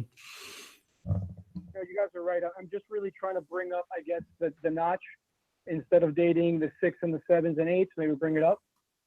And that's so are you saying that you would rather be with one like 8 or 9 and not have to go and knock it out with like 6 and 7, like a bunch of, what would you rather have? Would you rather have a bunch of 6 and 7s, or would you rather have like 1 or 2 8 or 9s?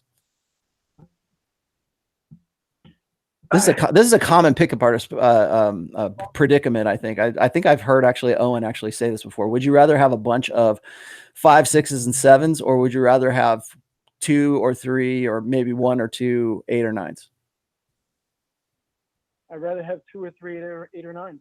Okay, so what you're going to have to do then is you're going to have to start to like refine your game. You're going to have to find some way to put yourself into a situation where you're going to meet those women, and then figure out what you're going to do from there. We just had this guy that was on a little while ago. We're saying, he went monk mode, and now he's getting back in the sexual marketplace, and he doesn't know what to do with himself. Look at your demographic. Look where, I look at this from like sort of almost like a branding situation. Like, who are you trying to appeal to?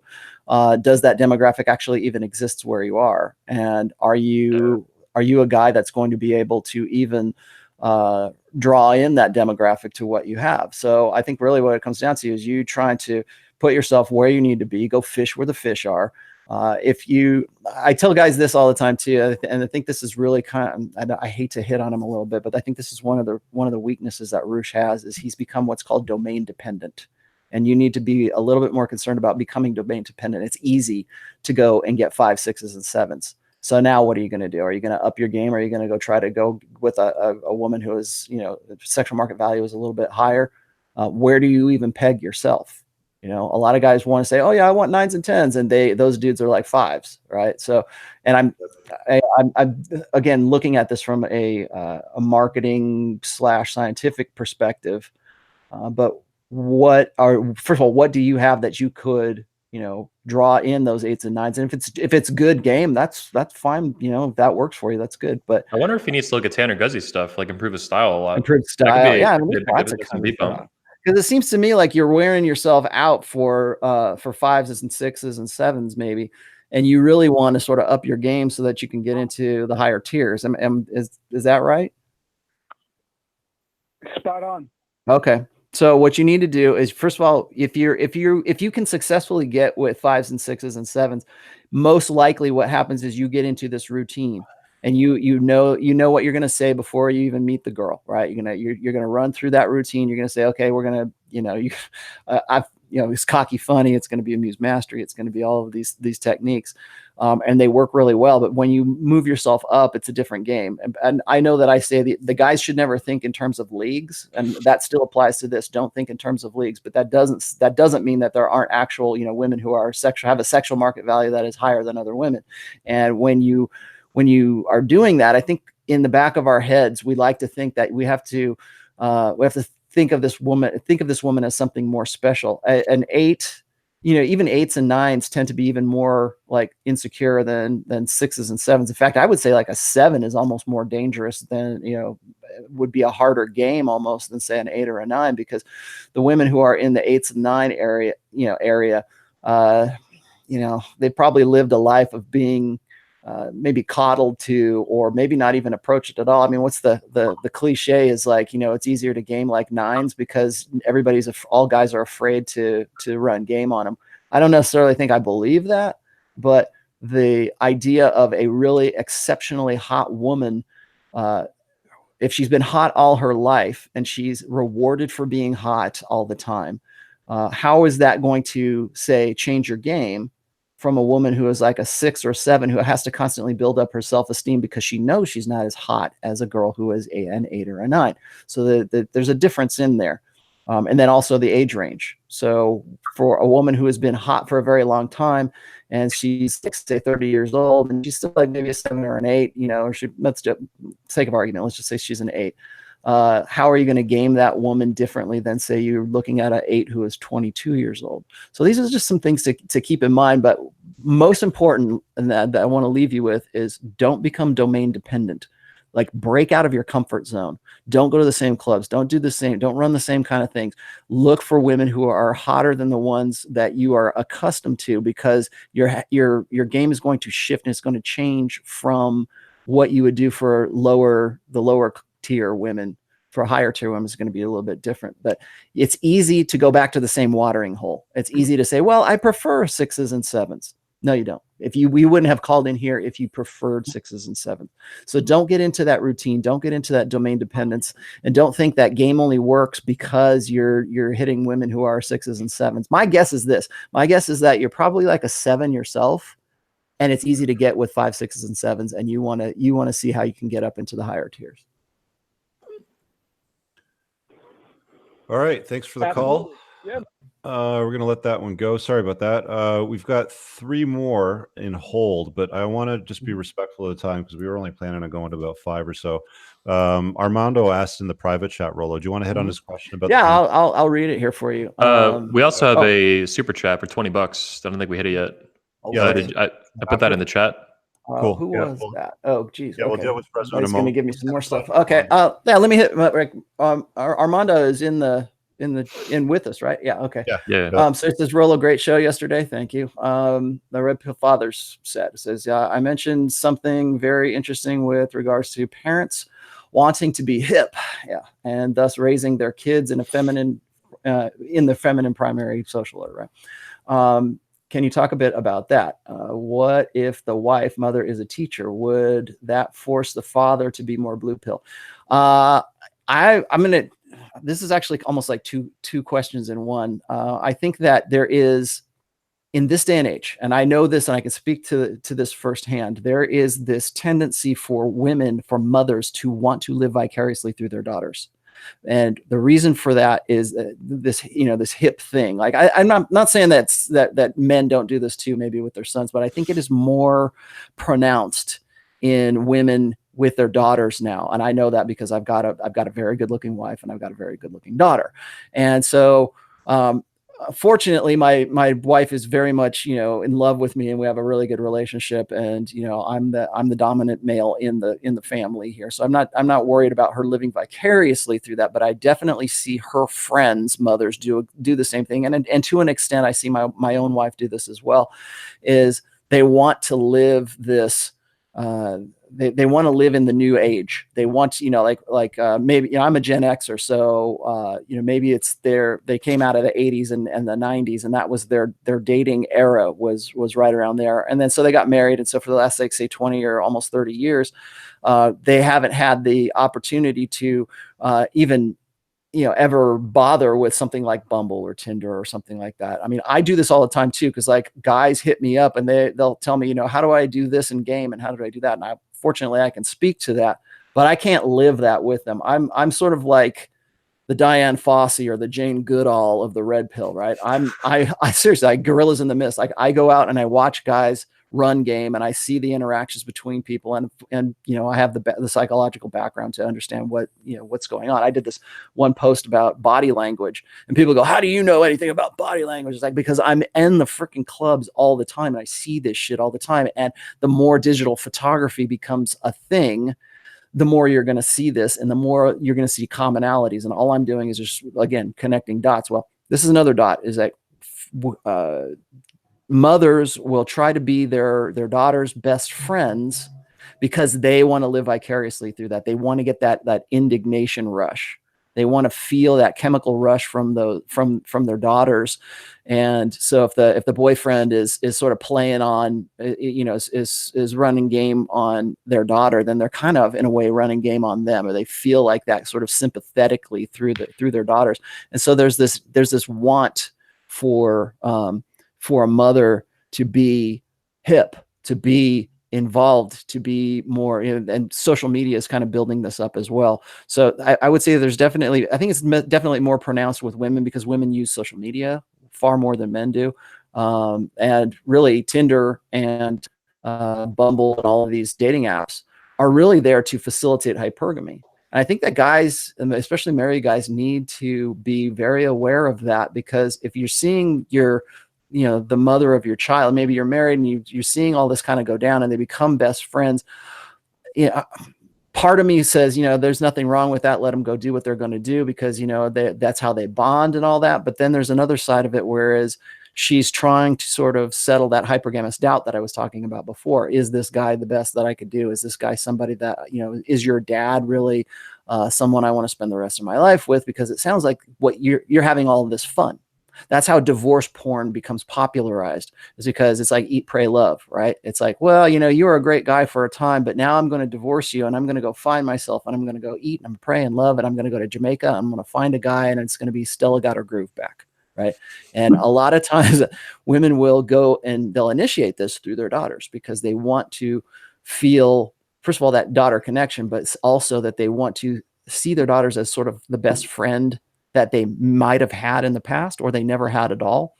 I think it makes them also feel a lot younger too, doesn't it? It makes them feel younger as well. Yeah. So there's certainly that aspect of it. Then the other side of this whole coin, I think, is that you were saying something about what if the wife was a teacher? And I'm going to answer this one right here, because I keep getting guys wanting me to write an essay, and I'm probably going to do this now, about these teachers who are essentially pedophiles. Like they sexually assault, quote unquote assault, or they rape these boys who are like 15-year-old students of theirs in their class. And guys keep hitting me up and saying, well, is it obviously it's not fair that these women are going to probably never see any jail time. And if they do, it will probably be commuted. And if they, I think it was DDJ who was saying, women receive far lower sentencing for the same crimes as men would get. Now, why is it? Why is it that these women, like, if they're not bad looking women, they're all teachers, they're all white. They are all between the ages of, I would say, 24 and 34. And if you look at the commonalities of them, they all have very beta husbands. How do I know that? Because in every single one of these stories, the husband is there saying he supports his wife and he's not going to divorce her and he's going to be there through this hard time for her, right? if that's not beta, if that's not some guy, you know, who, if you don't eject immediately, then I don't know what else you could consider Yeah, that here's guy. the thing. I mean, like, you're a beta if you get outclassed by a 15-year-old and you're Right, 30. exactly. So yeah, that pretty much says it. But if Well, you he's look at supporting the he's supporting a pedophile at that point too, like Basically, openly. yeah. Like, Yeah. holy shit. Yeah, Like, imagine, Jesus. imagine, Well, women can be imagine you're pedophiles a, too. imagine you're a pedophile, and would you expect your wife to back you up? And what would they say about that wife? You know? Oh, she divorced you. Yeah. Right? So I feel pretty comfortable in saying that all of these, most, I would say most, if not all of these women, and there's a lot of them, man. There's like 16. I've got this collage of women who are pedophiles, you know, but they're all teachers. They're all white. They're all semi good looking too. I mean, well, this is recent. I mean, there must be Mhm. 16 every few months in America that we see on the news. It's like every fucking Mhm. month you see this go on. yeah, Oh, and yeah. For years. guys throw it at me because they want to say, well, you know, isn't it unfair that they're not going to be registered sex offenders? And I don't know if that's necessarily true or not, but I would almost say they are. And then they commute the sentences, or if they see any jail time at all, and they say, oh, this was unfortunate because, you know, oh, well, the boy was lucky, right? Oh, how come my teacher wasn't like this? Well, it's also hypergamy doesn't care, right? Alpha Yeah, and seed, hypergamy who doesn't care. cares? 15-year-old alpha seed, I'll take it. Why not? Yeah, Yeah, and that's there you go. that's what guys try to nail me on. They try to say, well, you know, Okay. how is a 15-year-old boy an alpha? I'm like, well, he's alpha compared contextually. He's an alpha compared to the husband that she's got at home, who's happy to forgive her. Yeah, well, the teacher's got the tingles for that. We were planning to go till about 5. Do you guys want to go a little bit longer? We've got Since I had to leave and go, and in case anybody was wondering where I went, I had to go talk on Pat Campbell's show. All right, so here's what we'll do. We've got 3 callers on hold, and we got a super chat or 2. So let's deal with those. All right. Fresno says, Rollo, the other day on Donovan's show, you guys mentioned not to build comfort and rapport on a first date and to build sexual tension instead. How do you build sexual tension on a first date from the very beginning? Any posts? I think Anthony could tell us this. What is it? Come on my tit. I want to come on your tits and make you my girlfriend. That's pretty tense, man. That's sexual tension. Well, that's also how it depends how you meet them. That's like obviously Tinder. I usually just do that on Tinder and Bumble. I don't usually do that on Instagram and shit like that. But yeah, go ahead. I was gonna say, just real briefly, I think that half the time it's not fucking up a good situation. That you usually there's a lot of tension, and if a girl is into you, if she's giving you IOIs, if you sense sort of the vibe between the two of you, usually that is sexual tension. And what you have to do is not fuck it up, and not cross over into, like, most guys are uncomfortable with sexual tension and sexual urgency. They don't realize that there is this, this anxiety that women go through when they meet a hot guy, wondering if they're going to get to the point that, where they're going to actually be fucking this guy, that they wonder if that's going to happen. And that's part of that sexual urgency. But most guys, most beta men believe this lie. And that is that a woman needs to be comfortable with you before she can have sex with you. And that is completely anti-seductive. Go ahead. 100% cosign. I have a few comments here. Number one, Ryan Stone, frequent panelist on Redman Group, one of the core, he has a great distillation of this. Be attractive and don't be unattractive. So don't step on your own dick. This was a huge thing for me.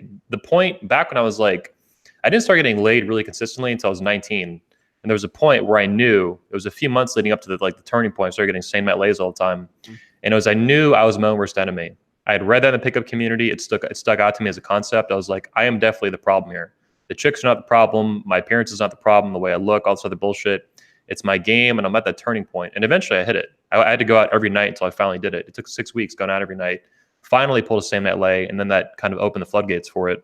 And that was the turning point, was stop being my own worst enemy. It clicked to me what that meant in action, out in the field, meeting women. Second, 2 things come to mind for this guy that it does not sound like he understands yet, but he will if he keeps pushing it, keep getting experience. Kino, so physical escalation, and logistics, moving girls around venues. So when I go on wine dates, for example, with my best date, I usually do, if I need to go on a date at all. My goal now is just to get them to the front door of my house. I'm like, hey, let's meet up at my house and we'll head out to get wine. Of course, we rarely do. We just end up fucking 10, 15 minutes later, stuff like that. That's off Tinder and Instagram and shit like that. But if you do go on a date with a girl, some sort of date, hopefully not at a restaurant, but a wine place, maybe you get coffee, maybe you go to a park, whatever the fuck, move around. This is old school pickup stuff. Move around a venue, move around a bar, move around a wine place. It doesn't have to be goddamn, hop like some sort of game where you're hopping around constantly. But even a few moves, that kind of escalates things, and you're the one leading. That puts you in a you're already playing. Hopefully, you're not fucking up the tension that Rollo was talking about. By moving her around the venue a little bit here or there, you get a sample of wine, maybe you get some chocolate. This is what I do. I have a spot outside I bring them to every time, the same spot, the makeout spot. So I have a whole thing, a series of things I do that are internalized at this point. But a lot of it's moving girls around venues and doing basic shit and not fucking it up. And then physically escalating, which starts usually with hands. So I might shake her hand when I meet her for the first time before we met out. I might not only shake her hand, but also like size up her hands, which usually gives me the ability to then start like wrapping my hand around hers. That we start holding hands a little bit. I can move. I have a whole escalation ladder I do actually, from like fingertips to hands, wrist. Wrists are awesome. The inside of a girl's wrist, if you can ever touch the inside of a girl's wrist and you're just chilling out, drinking some wine, holy shit, dude. This spot, inside of the wrist, inside of the elbow is like fucking money. That's one of the reasons why Kino's great too. I should have added that in there. Well, that's one of the reasons why the old school pickup artists always said learn to like read palms or something, because there's all the nerve endings that are on the palm of the hand right there is something that gets that going. Yeah, go ahead. Last thing I'll say is, so for all this escalation stuff, I actually start literally like at the furthest you can start, like fingertips, fingers, hands, wrist, move up the arm, all this stuff. But ultimately, one of the best things I do that I've not talked about publicly very much, I think like at all probably, maybe I tweeted about it late at night or something. When I try to make out with a girl, which is I'm very good at this point, I usually don't go for the mouth. I'll start somewhere else. I'll actually be like holding her arm and I'll kiss like her shoulder. I'll then kiss up to her trap, like basically the trap right here, up to her neck. I actually make out a lot of times with the girl's neck before I make out with her face. This to actually skip the mouth, which is what most guys go for, and go for just a quick kiss on her shoulder, and then you're up to her neck and her trap, and then on her face. I'll suck on a girl's cheek before I kiss her mouth. So I'm doing a lot of stuff that's totally fucking reverse, but I've done this so many times, this builds a shit ton of tension. By the time you start sucking on her face and she's kissing you, it's like fucking, you're way, way, way more, you're way beyond anything she's probably experienced at a bar scene like that, unless she was super shit-faced. Are you do this builders? Because you're talking about traps on chicks, dude. You're kind of scaring me. Yeah, I mean, the trapezius is right here. Yeah, what else are you gonna call it? You know, from the arm to the shoulder. Do your shrugs. Do your shrugs. Yeah. Hey, did you guys ever see? Did you ever see this? Did you ever see this movie called Swingers? With I think Vince Vaughn is in it. Yeah. It's a LA thing. Yeah. It's a LA. Yeah. If you watch that movie, that feels like your life. That feels like your life from your rockstar 20s, dude. Yeah, in a way, it kind of is. I love swing music. It's not about like actual swingers, but I love swing music too.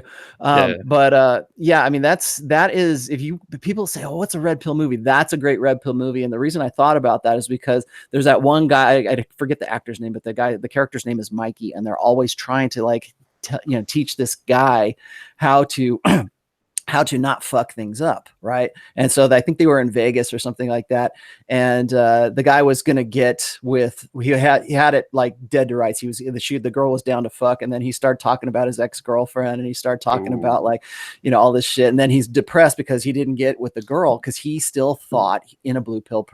Mikey's the blue pill character, and Vince Vaughn's character was very red pill. And afterwards, Vince Vaughn's character says the reason you fucked that up is because you were right in there and you were sexual with her, and then you switched the conversation to ice cream cones and puppy dogs, and that's what fucked up your game. I think that's watch that Swingers. It's fantastic.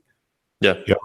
A lot of guys are really afraid to avoid building sexual tension, but that's like the worst thing ever. If you're talking about basic shit, like I volunteered for the soup kitchen last week, and I really like helping unhoused people. That's my thing.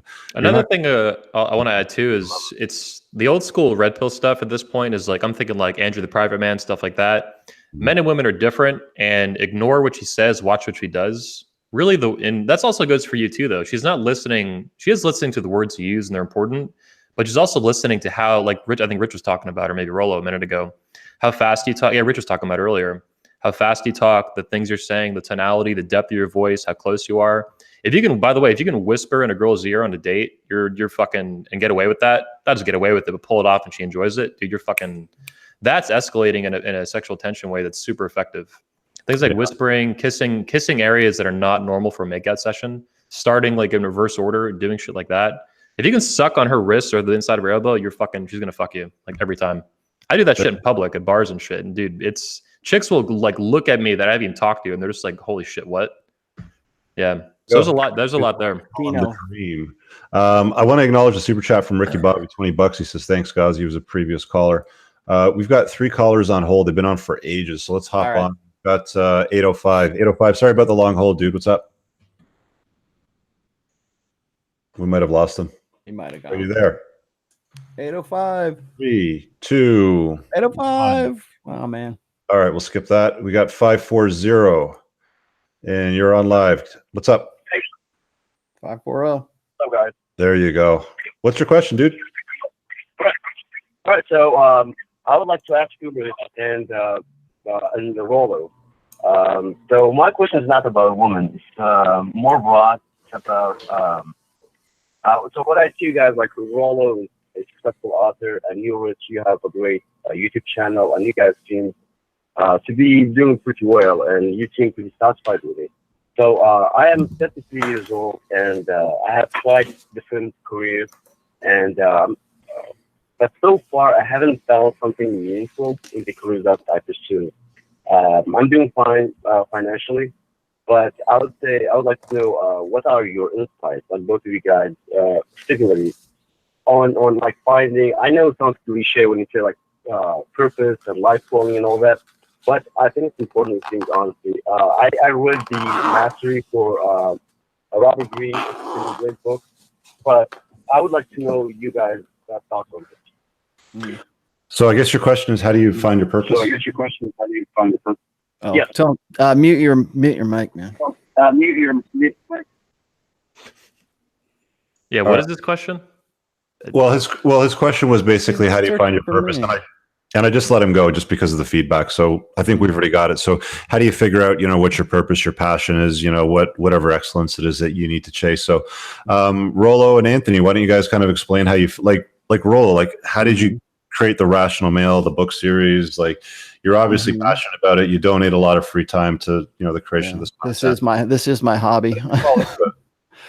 Okay. Am I still getting that feedback? Okay, good. We don't. I have worn a lot of hats in my life. I've played a lot of characters in my life.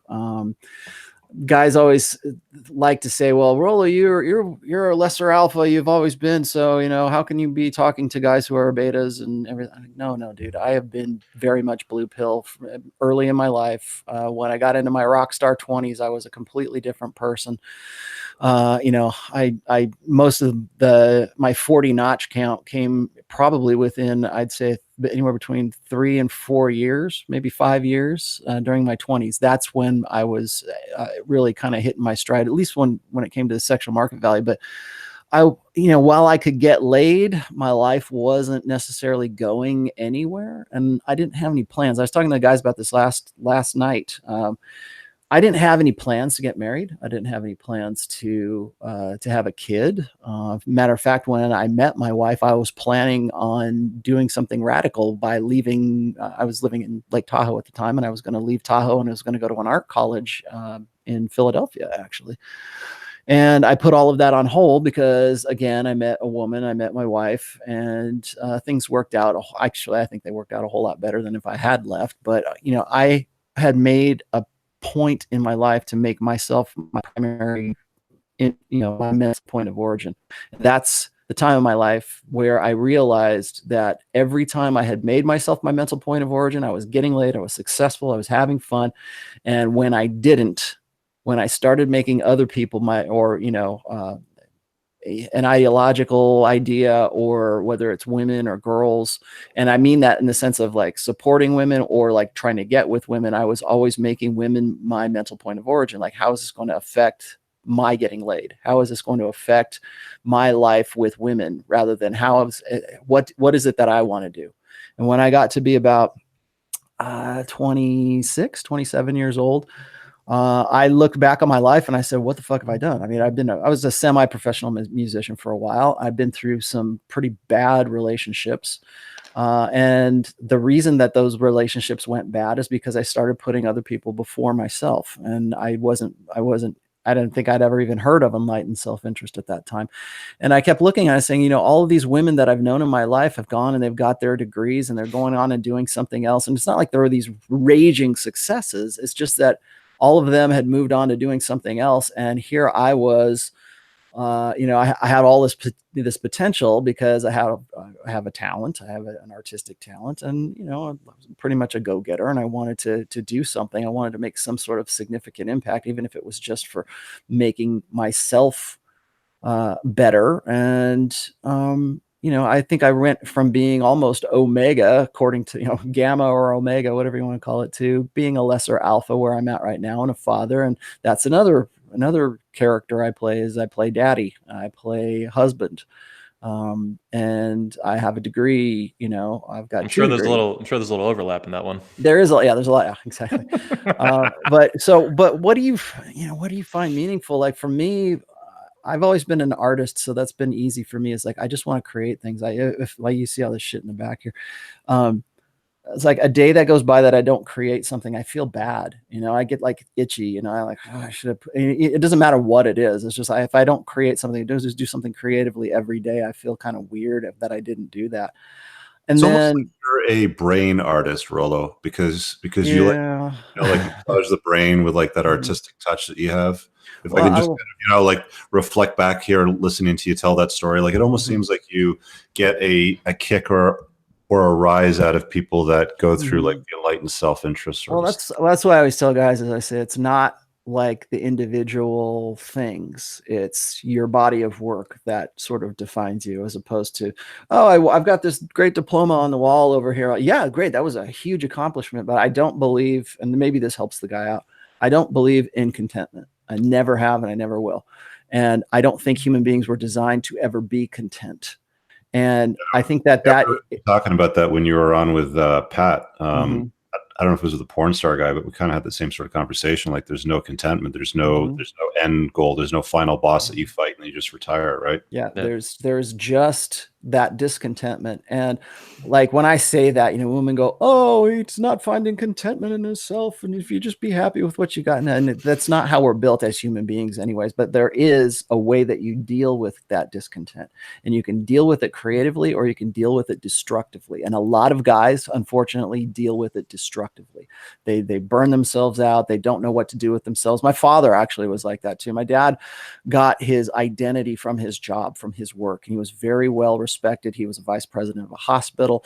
He had a lot of friends, and then that hospital got bought out, and they basically cleaned house. They just got rid of all upper management, and they put their own management in. My dad, who had been employed every day I had known him from the time I was born until he was about 55 years old, then he's suddenly jobless, and he just completely rudderless, had no idea. And he just decayed after that, because his identity was wrapped up in just that job. And I doubt that will ever happen to me, because I have so many interests. I spread things out. Like I never set out and said, you know what, I think I'm going to be the Rollo Tomasi. I really feel like that's my goal. That's why I know in my heart of hearts that I'm going to be. I didn't. I just started doing. I just did what I felt like I wanted to do. Like even when I wrote the first book, I didn't do that to say, I got to save the world. I wrote the book because I wrote a book that I wanted to read.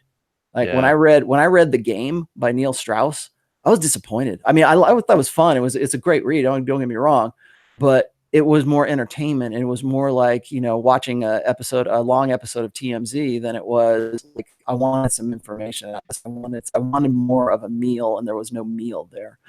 And so when I read that, I'm like, well, I thought this was supposed to be the Bible. I mean, I got the book back here. It literally looks like a Bible. And it's like, and you open it up and it's just like, illustrations and it's like comic shit. I'm like, come on, man.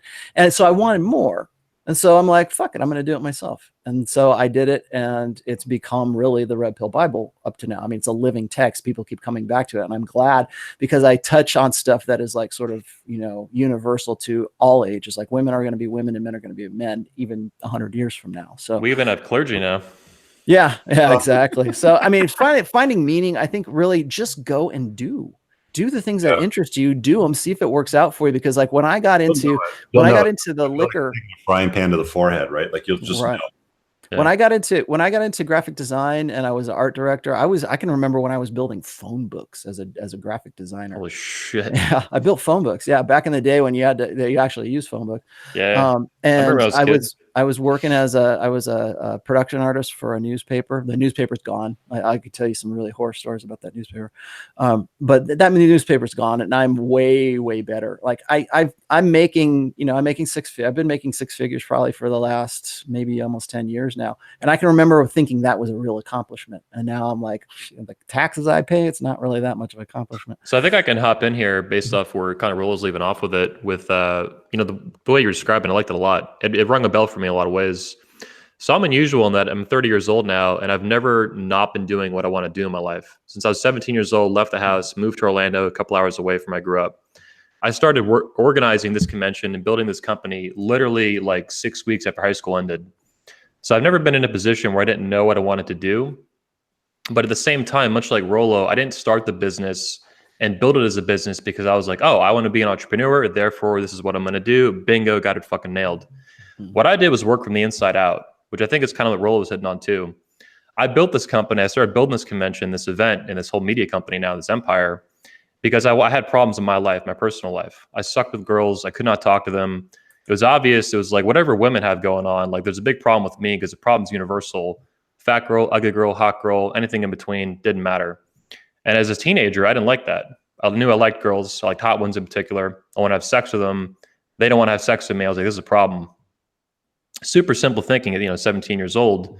But what I did was I was like, what is the most effective way for me to get better at this? The pickup community is obviously helping. I'm learning things. I'm reading things. I'm talking to other guys, swapping notes, stuff like that. But I was like, what's the most important thing that would benefit me personally? What am I going to be able to do as well with that? And what I came up with was this convention, which wasn't even the convention. It was a meetup group is what it was supposed to be at first. And then very quickly, someone suggested speakers. And, then we had a volunteer camera team, an audio team and all that. And as the story goes, I ended up building a convention, kicked off a year later. What I'm saying is I'm skeptical of this caller, this question. I think it was a written question, right? That he actually doesn't know what he wants to do. He might actually know it, and he's just kind of ignoring it or like downplaying it. Because just like Rollo, focusing on graphic design, his creative talent, his art, his music, stuff like that, you knew what you wanted to do, and you tapped into that as you aged. That's what I've done too. I just had a really solid start, maybe just by chance or fate or whatever the fuck. But this is what I love. I've been doing it my whole life. I have no idea how much longer it'll last. It might last a year. It might last 10. It might last 50 to the day I fucking die. I don't know. What I do know is that I fucking love it. I've loved it since day one. I'm super passionate about it. I'm super driven. I've worked on it well over 30,000 hours, and nothing has slowed me down or stopped me. Not even the highest highs or lowest lows in other parts of life. Like a really fucked up BPD relationship, debts in the family, shit like that. And also as well as with the company, ups and downs of entrepreneurship. So I'm skeptical he doesn't know what he wants to do. It might just be kind of the way he's phrasing it in his head. He might be kind of ignoring other talents and interests that are really important to him in his life, important values. And on an advice note, very much like Rollo, work from the inside out. What is important to you? What's a problem for you? What are you actually good at? Or what can you be good at if you work your ass off? For me, I didn't know shit about organizing conventions. When I built this convention, I'd organized a few camping trips before that for my friends. That was it. And even that was like, very small scale, 5-6 people. But I figured I could get good at it, or at least do it right for once and see how that went. And it went pretty good. And sure as shit, at the end of the first convention in 2007, guys came up to me. They were like, hey, when's the next convention? I was so far from even building it as a business on purpose, I didn't even have an answer for them. I didn't even know. I was like, next same time next year, next July in Orlando. And here we are now, 12 years later, still doing it, or 11 years later. 10-year anniversary, huge events, couple hundred people, all that shit. So focus in on what you care about. Focus in on what's a problem for you, perhaps. That's a good starting point. Work from the inside out and kick ass with it. We got 12 minutes left on Blog Talk, and I got somebody on hold still, which will be the last caller. So just bear with me for a second. I'm just going to quickly tell you guys my story about finding your purpose, your passion, whatever. And I think that my channel's called Entrepreneurs in Cars. Like, what does that have to do with becoming a better man? What does that have to do with understand sexual dynamics? What does that have to do with creating wealth? I was stuck at that time. I was exhausted from a divorce. I was exhausted from a shitty relationship with a single mom. I was exhausted I spent like 2 years and 60 grand on lobbyists to try to modify legislation that was really like just throwing my business for a total like sidestep. It was just a big messed up thing. And I remember I was at a men's retreat, and I was talking to Ryan Stone about this on my channel earlier, actually. So kind of like the longer version is there, but basically, long story short, I just like cars and hanging out with entrepreneurs, so I started to record these videos, and I liked that and I enjoyed that. But it wasn't until people started asking me questions that were like really challenging beliefs and ideas that got me to start thinking about more things outside of just entrepreneurship and talking about automobiles, which I still do a hell of a lot. I just don't do it on the channel because the appetite for men seeking answers to things that they're not getting in their household or their families or their childhood is huge. So I'm trying to fill that, and it's awesome. It's like how Anthony loves what he does, how Rollo loves, creating what he does. I love, putting out the content that I do, and I don't do it from any other angle than just direct communication. It's like, Ryan and I were talking about our editing protocol, and it's like he can spend 4 hours to put a 6-minute video together, and he loves it. But I do it in a different way because my idea is just get the idea out quick, clean, and concise, and end it.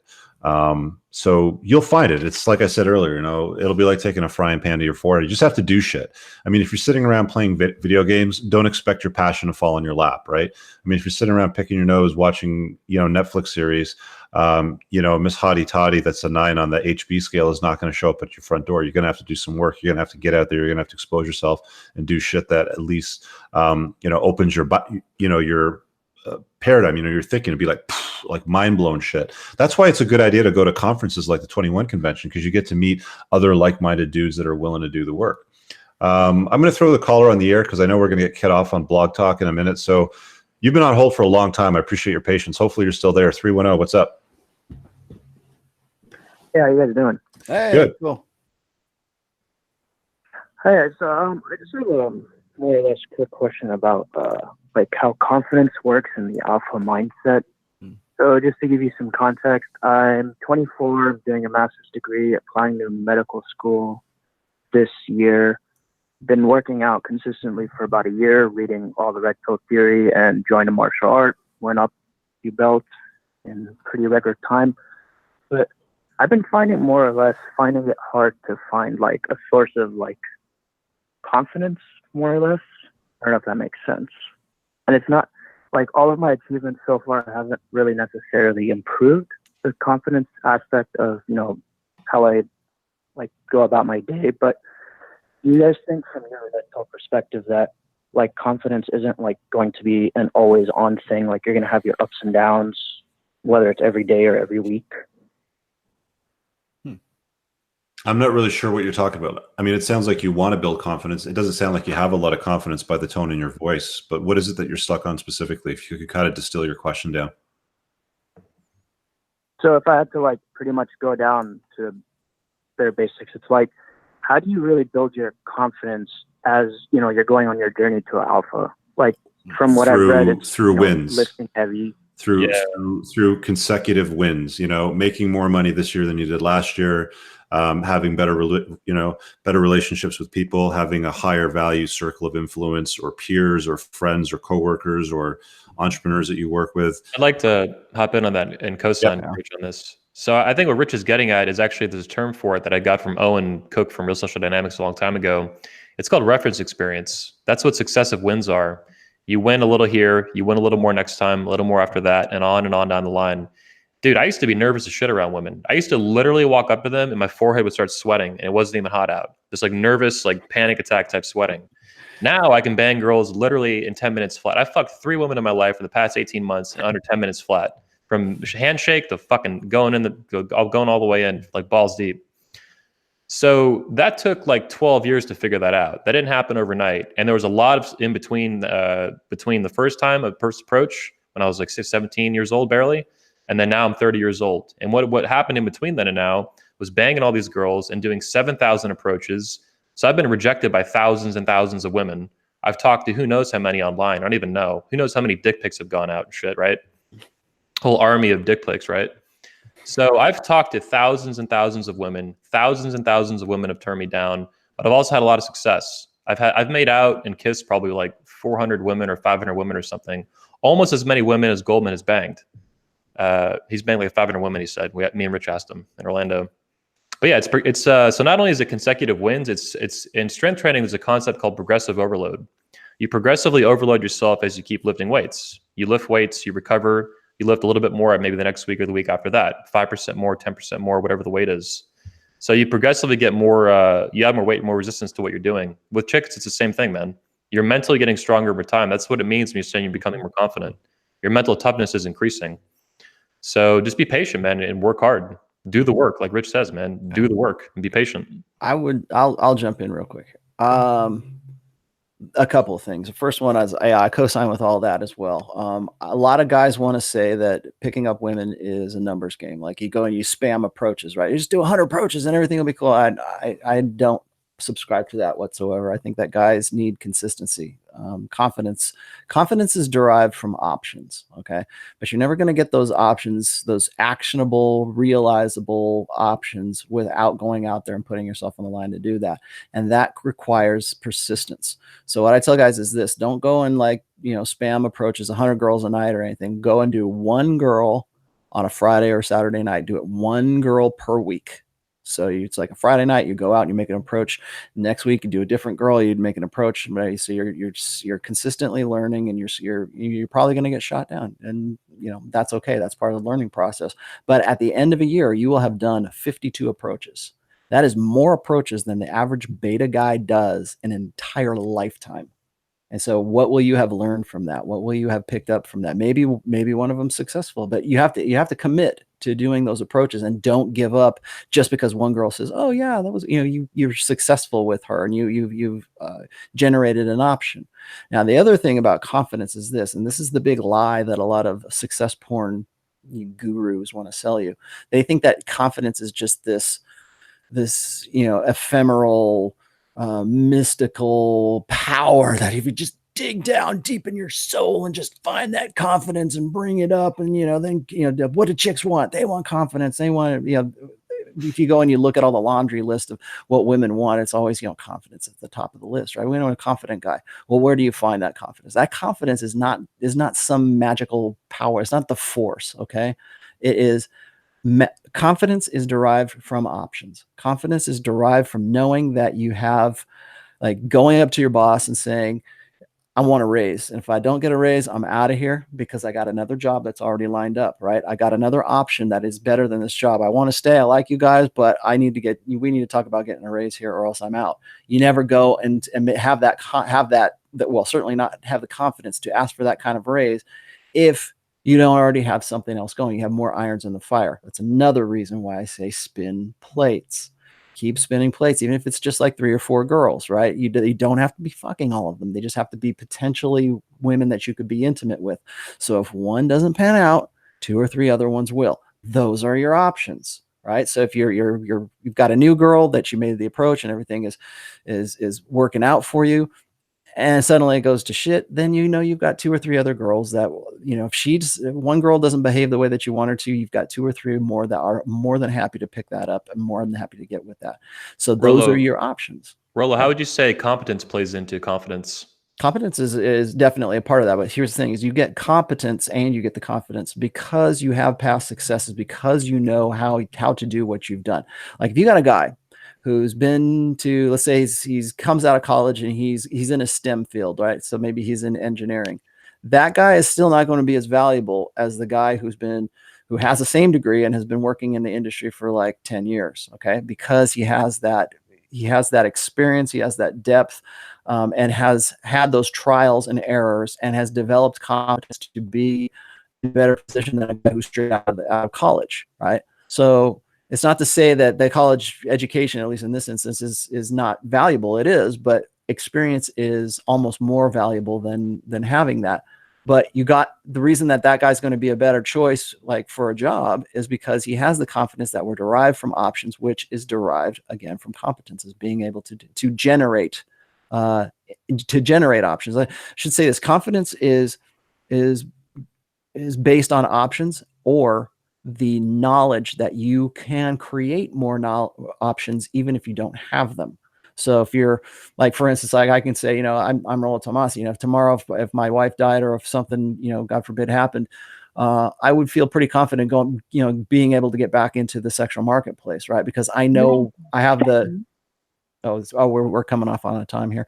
Anyways, I was just gonna say is like the ability to generate new options is also a sign of confidence. But it's funny, and Rich, I wanted to talk about this. Is like you were just saying you don't sound very confident.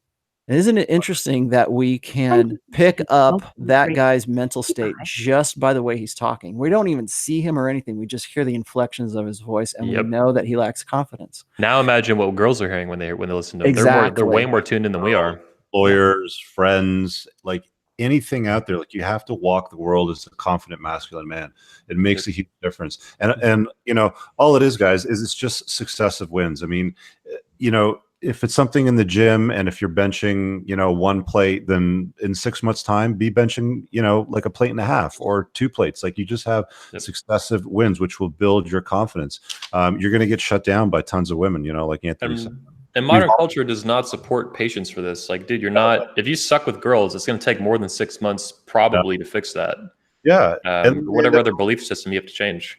Yeah. And then they go to like chat forum, or they start, you know, consuming like 72 hours of MGTOW content about why women aren't, you know, bitches aren't shit. I'll tell you what, my confidence went way up when I banged a couple porn stars. Yeah. So, that's funny. I wanted to drop that in there too. It's like we had this conversation in our private DMs and on Twitter, but like I was being vulnerable, and I told you guys about the story about the playmate that I had sex with back in 92, 91, 92.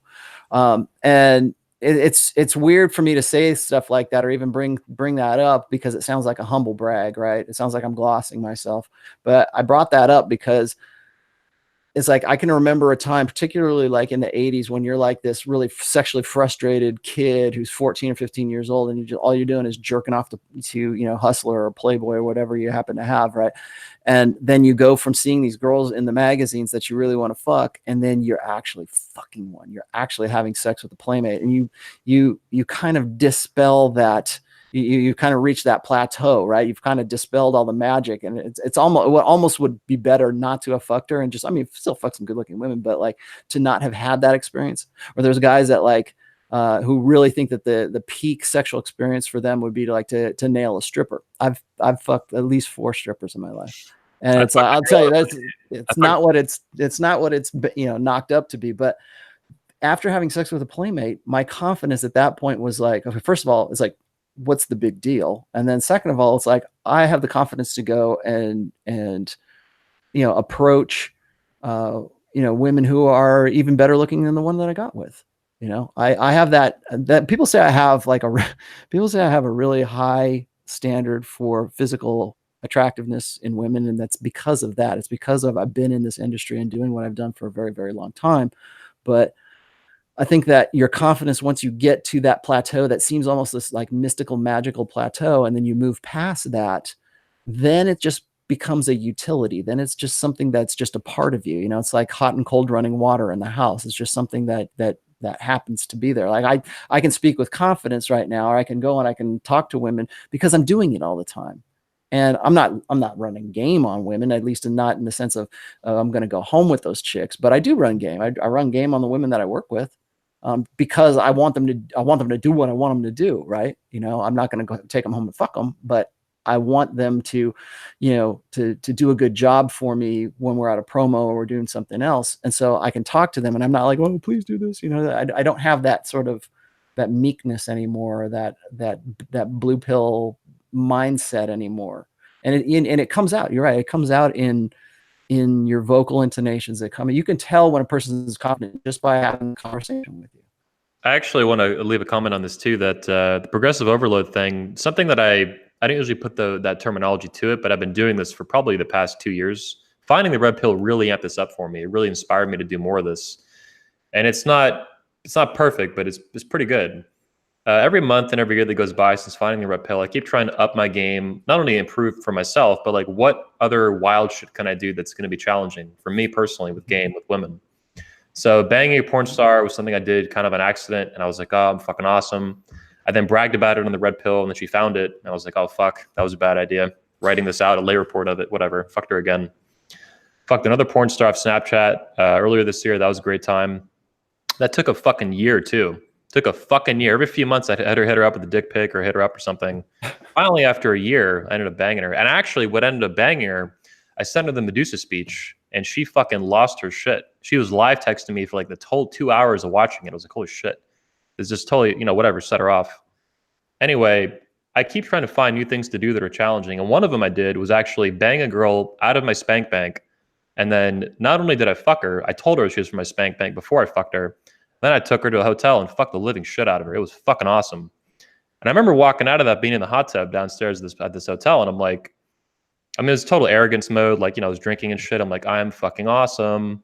But it really was difficult. It's like, because I didn't know if I was going to bang this chick when I met her, or I was going to end up on To Catch a Predator or something. Like, show up. I met her at Starbucks, is where we met up at.